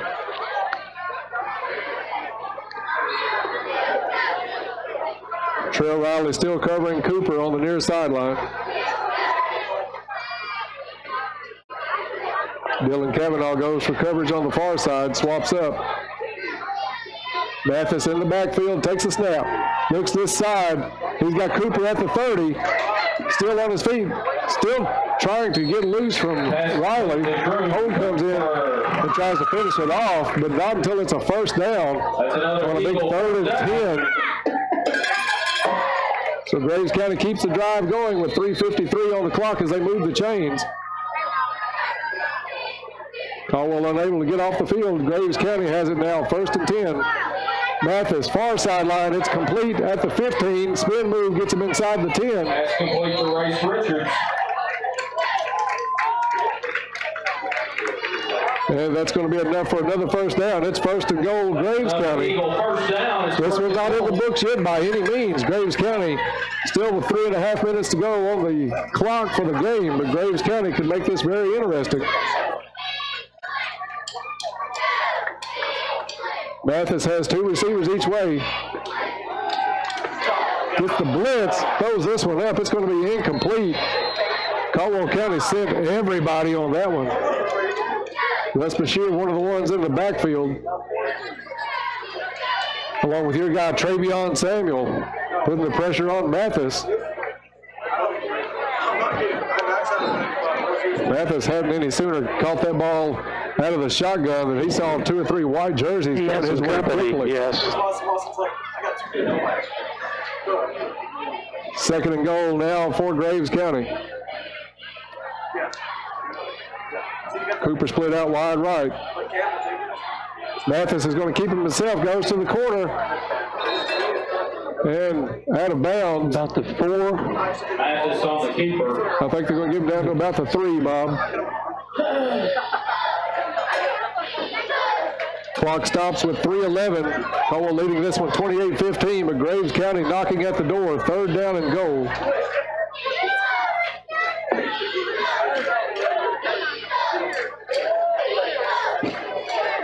Bob, I apologize for having to lean over you so far. It's hard to get this into the field through these windows. We're working on a 3-foot section here. Mathis gets his players set. Wants to change the play.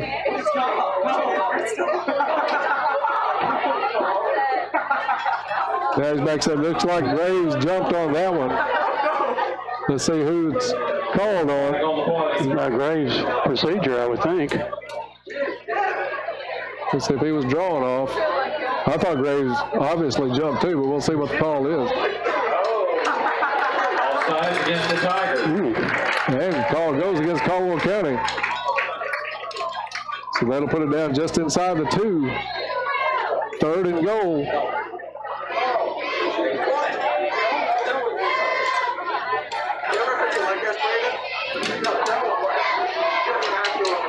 It's big Tavis Brown in the backfield. I wouldn't be surprised to see he or Mathis keep this one. About 1.5 yards out. Ball loose on the ground. Looks like Caldwell County has come away with it. Ball well is recovered. And fumble on the play. Caldwell County does get it. And the defense stands up once again for Caldwell County. Standing tall. Ball is going to be spotted at the 5-yard line. Caldwell County ball 1st and 10 with 3:03 left to go in the ball game. And again, I'll repeat myself, what we need now are no mistakes. No mistakes, and running a close second is 1st downs. One thing we can happen here is make Graves use their timeouts. Take a look at the side of Big Ben Thompson on that line. Ball loose in the end zone. And Jaggers is going to get nailed for a safety, Bob. You called it no mistakes. First thing we do, ball gets away from Jaggers. That is the 3rd safety against the Tigers this season. 28-17.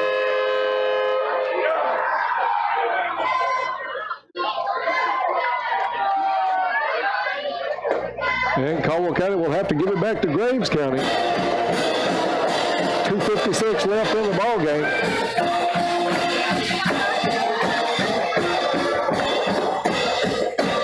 Bob, I think you made mention at halftime that a lot of these snaps back to Jaggers tonight have been on the low side. I don't know if that one was so low or it just slipped through the hands of Joby, but he was unable to control it. And Graves County will pick up 2 points and get the ball back. 2 safeties in this game tonight. Each team has one.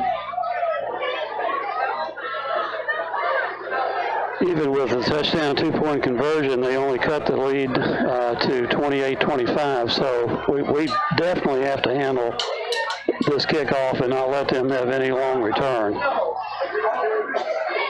So Barrett Schultz will tee this one up at the 20.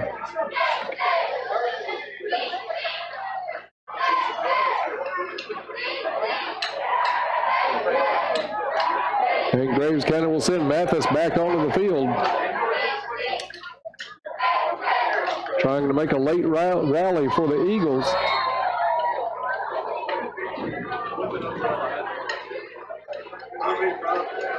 Kick is up by Schultz. Good kick's going to be fielded at the 32. Bobbled. Now he picks it up back at the 31. Turns upfield. Got a hole across the 50, the 40. And brought down from behind across the 35-yard line. Schultz in on the tackle along with Wells. They're going to call him down at the Tiger 33-yard line. play by Wells to chase down the runner for Graves County. Huge hole opened up. And it's 1st and 10 Graves from the Caldwell County 33-yard line. Mathis has Cooper down far sideline. He looks for Cooper down. He looks over the middle. This one's going to be intercepted by Trail Riley at the 10. Mathis tried to go right across the middle, and Riley right there. So Caldwell County gets it right back. 1st and 10 Tigers from their own 10-yard line.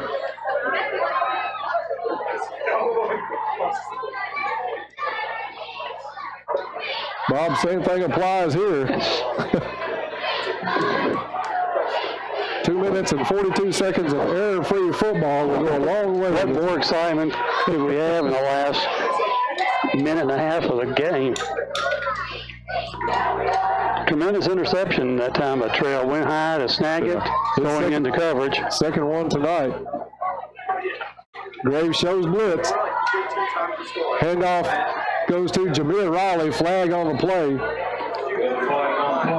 Looked like a face mask from here. Ty's giving us the same thing. Yeah. What did he look like from here, too? And Derek was on the carrier on that one? No, that was Jameer. It was face mask. Carry up to the 13. They'll mark it off from there. And it'll be spotted at the 19-yard line.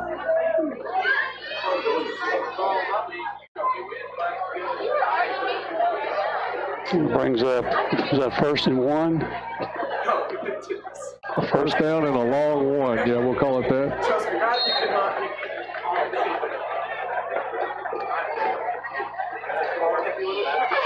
Because we want to be nice to the chain gang. We heard there's some local connection to the chains here at Graves County. No bad snaps, guys. Trips to the left, handoff. Here's to Hollowell. He's got a hole all the way up to the 40-yard line, and just over the 40, in fact. Bobby had speed there like that was his first carry of the night.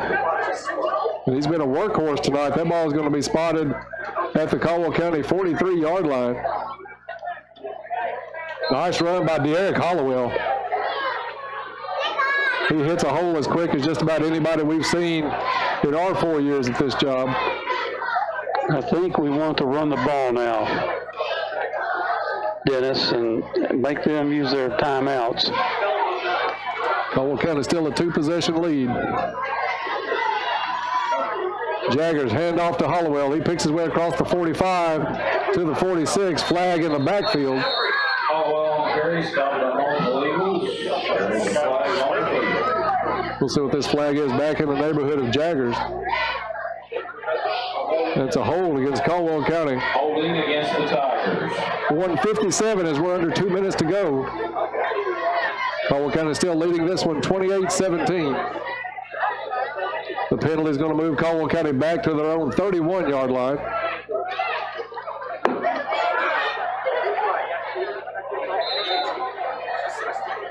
It'll be 1st and 22. We have got to get to the 43-yard line. No, I'm sorry, the 47-yard line of Graves County. And we're at the 31. About 22. Graves shows blitz. Handoff goes to East. He's going to take it around the right side. He's got some room on the far side. Cuts it back across midfield, and it's a first down Caldwell County as he's brought down at the Graves County 40-yard line. East with a nice run as he gets around the right end. A 19-yard run, and that may have iced the game. Actually, 29-yard run. Nice hit around by East as they put the ball right on the Graves County 40-yard line. 1st and 10 Tigers, and the clock rolling at 1:13. That's going to all but wrap it up for Caldwell County unless something disastrous was to happen. This might be time for the victory formation, but we're not showing it yet. Handoff goes to Hollowell. He hits the line across the 40, picks up about 2 on the play. I don't think Graves County, being a 2-possession game, is going to worry about timeouts at this point. So it looks like Caldwell County is going to go to 1-1 on the season and take a little momentum into Tiger Stadium for a match next Friday night with Hopkinsville. Here's the victory formation. Back-to-back wins the last 2 seasons by Caldwell County over this Graves County squad. 27-10 last year. Victory formation for the Tigers as Jaggers takes a knee. And it's under the time clock, so that's going to do it. The final here is going to be Caldwell County 28, Graves County 17. We're going to take a break, and we'll be back with a Trilogy Performance Sports post-game show coming your way. Bob's going to have all of the stats for this game. We'll look ahead to next week. So a big win for the Tigers here over Graves County. Again, it's Caldwell County 28, Graves County 17. Stay tuned. We'll be back in a few minutes with the Trilogy post-game report. After this, you're listening to Tiger Football on WPKY.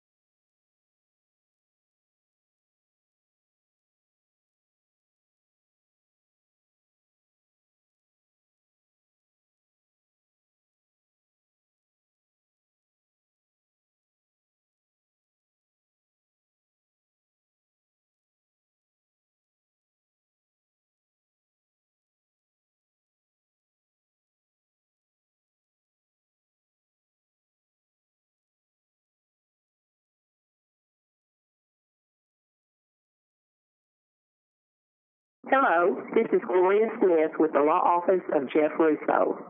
Are you buying or selling real estate? Are you planning on refinancing your existing home loan? If so, you should be aware that you have your choice in which attorney provides the legal services associated with such transactions. Our law office has over 50 years of experience in real estate law. We pride ourselves on being cost-effective and having a quick turnaround time.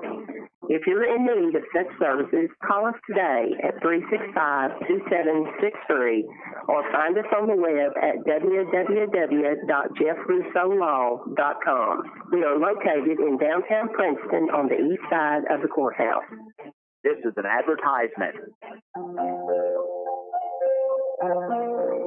Prearranged funeral planning gives you real peace of mind.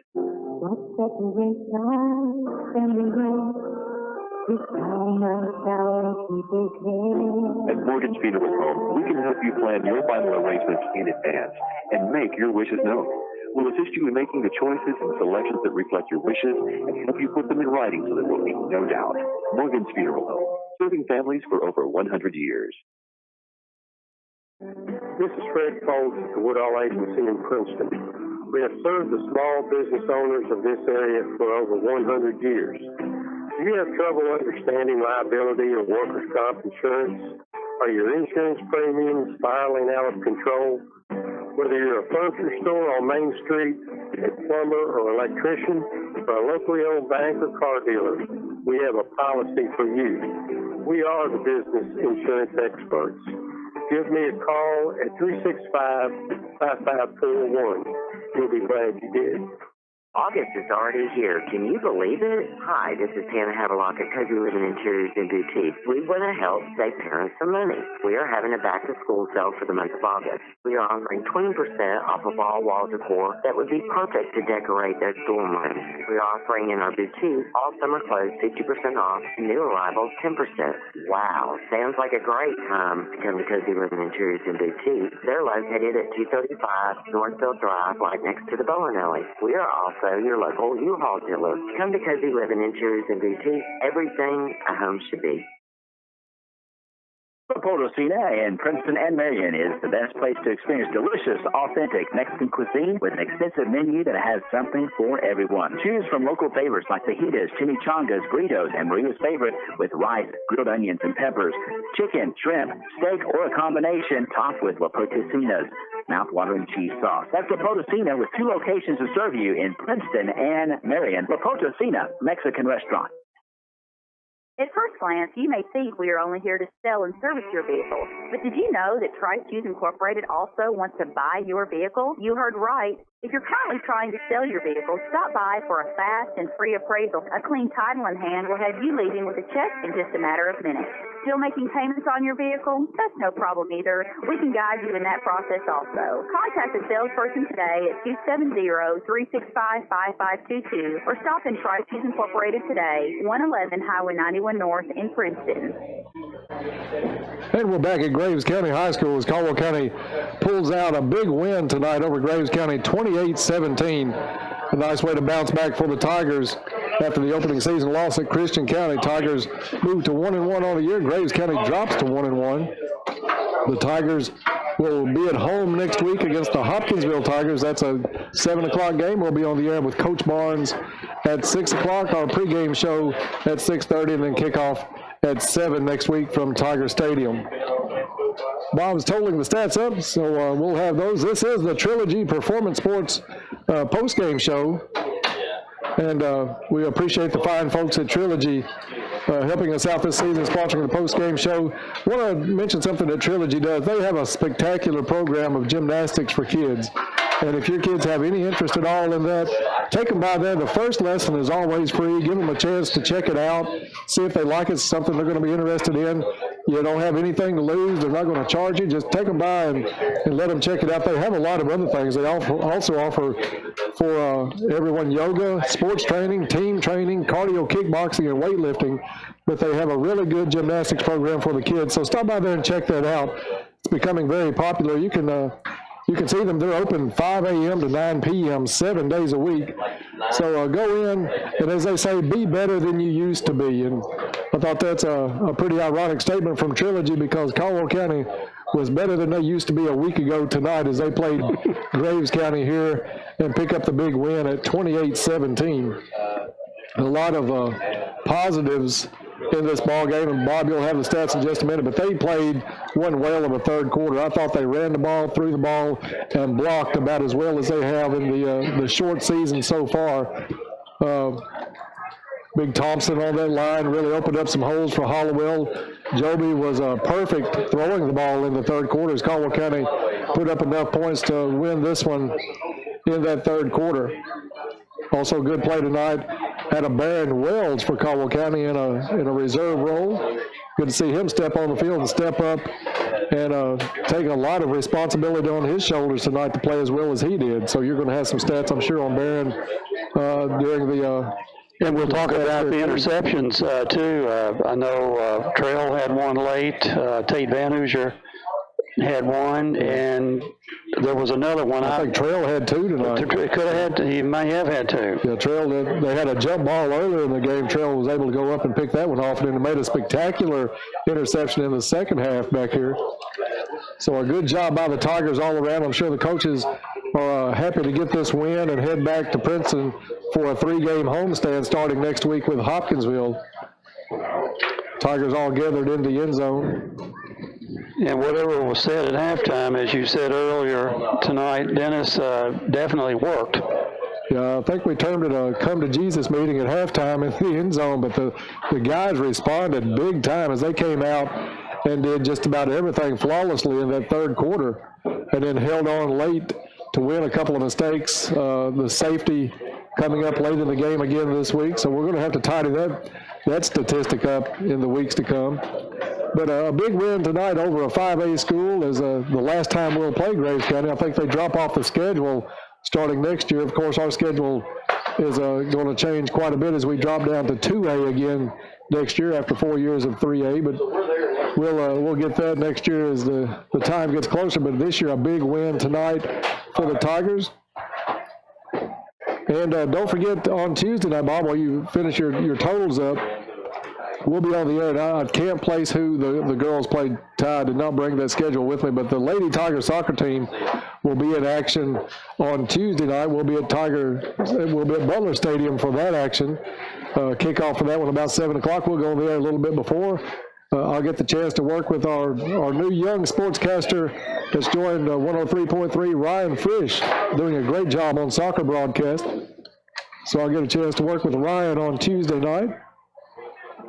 And the girls picked up a big win last night over Trigg County, 5-1, after starting out 1-4 on the season. They had a game tonight. We don't have any scores reported so far. A rare Friday night soccer game, as the girls had a varsity game at Paducah Tillman, varsity only. So we'll have some word on that hopefully during our sports report tomorrow. Don't forget, it's the Saturday morning quarterback tomorrow. And just about ready here, Dennis. Okay. You can give me another 30 seconds. I want to be sure that. And 9 o'clock on that Saturday morning quarterback is Bob will talk with Coach Barnes and maybe some of the other coaches on tonight's win, and then looking ahead to next week's action against Hopkinsville. Again, here the final tonight. It was Caldwell County 28 and Graves County 17. The teams were tied early on in the second quarter. I think about 11 and a half minutes to go in the second quarter. It was 15-15, stayed that way all the way till halftime. Caldwell County came out like gangbusters in that third quarter and tacked on a couple of touchdowns to push this one out to enough to hold on there at the last to win this one. And I am now ready to go over the stats. Caldwell County with a big second half in the rushing yards department. Rushed for 166 yards in the second half, really taking control of the line of scrimmage. And as we came out and had our 2 touchdown drives in the third quarter, we just continually pushed them back and had gaping holes. And Derek Hollowell finally running like we hoped he would, just running through and taking the Graves County defense with him and creating a lot of havoc there. For Caldwell County tonight, in the rushing department, Derek, a big night with 25 carries, 116 yards. Jameer Riley, 10 carries, 44 yards. Joby Jaggers, 5 carries, 19 yards, and a touchdown. Gabe East, 1 carry for 29 yards, that coming late in the game. We had 2 team, the kneel down and the bad snap, 2 carries for -5 yards, so 43 carries for 203 yards on the ground. Through the air, Travis Newsom, a big night, 10 catches, 97 yards. Terrell Riley, 1 catch, 12 yards. Jameer Riley, 1 catch, 5 yards. Barron Wells coming in and doing a really nice job offensively and making 2 or 3 key tackles defensively. Great night for that young sophomore. 4 catches for 31 yards. Derek Hollowell, 1 catch for a -5. Gabe East, 1 for 7. Tate Van Hoosier, 1 for 6. Joby tonight, 19 out of 26 with 1 interception. Joby throwing for 153 yards tonight in a nice game. And again, this is one of those situations, Dennis, we eliminate 3 or 4 of our mistakes tonight. We may have 2 more touchdowns on the board and maybe more than that. Graves County, looking at them, in the second half, Graves County rushes for 16 yards, and for the night, 43 yards on 32 carries. So again, our run defense is outstanding. In the passing game, Graves County 21 out of 45 tonight with 3 interceptions, throwing for, let me get this, throwing for 264 yards in the air. So 264 in the air, 43 on the ground, 307 yards total offense for Graves County, but they could not get the job done. Caldwell County, on the other hand, with our yardage tonight, with 203 on the ground and 153 in the air, we have total yardage of 356 yards. So Just almost not a complete domination of the second half by the Tigers, but as I say, we get to the end of the half, but in the second quarter at the 1 yard line, cannot score.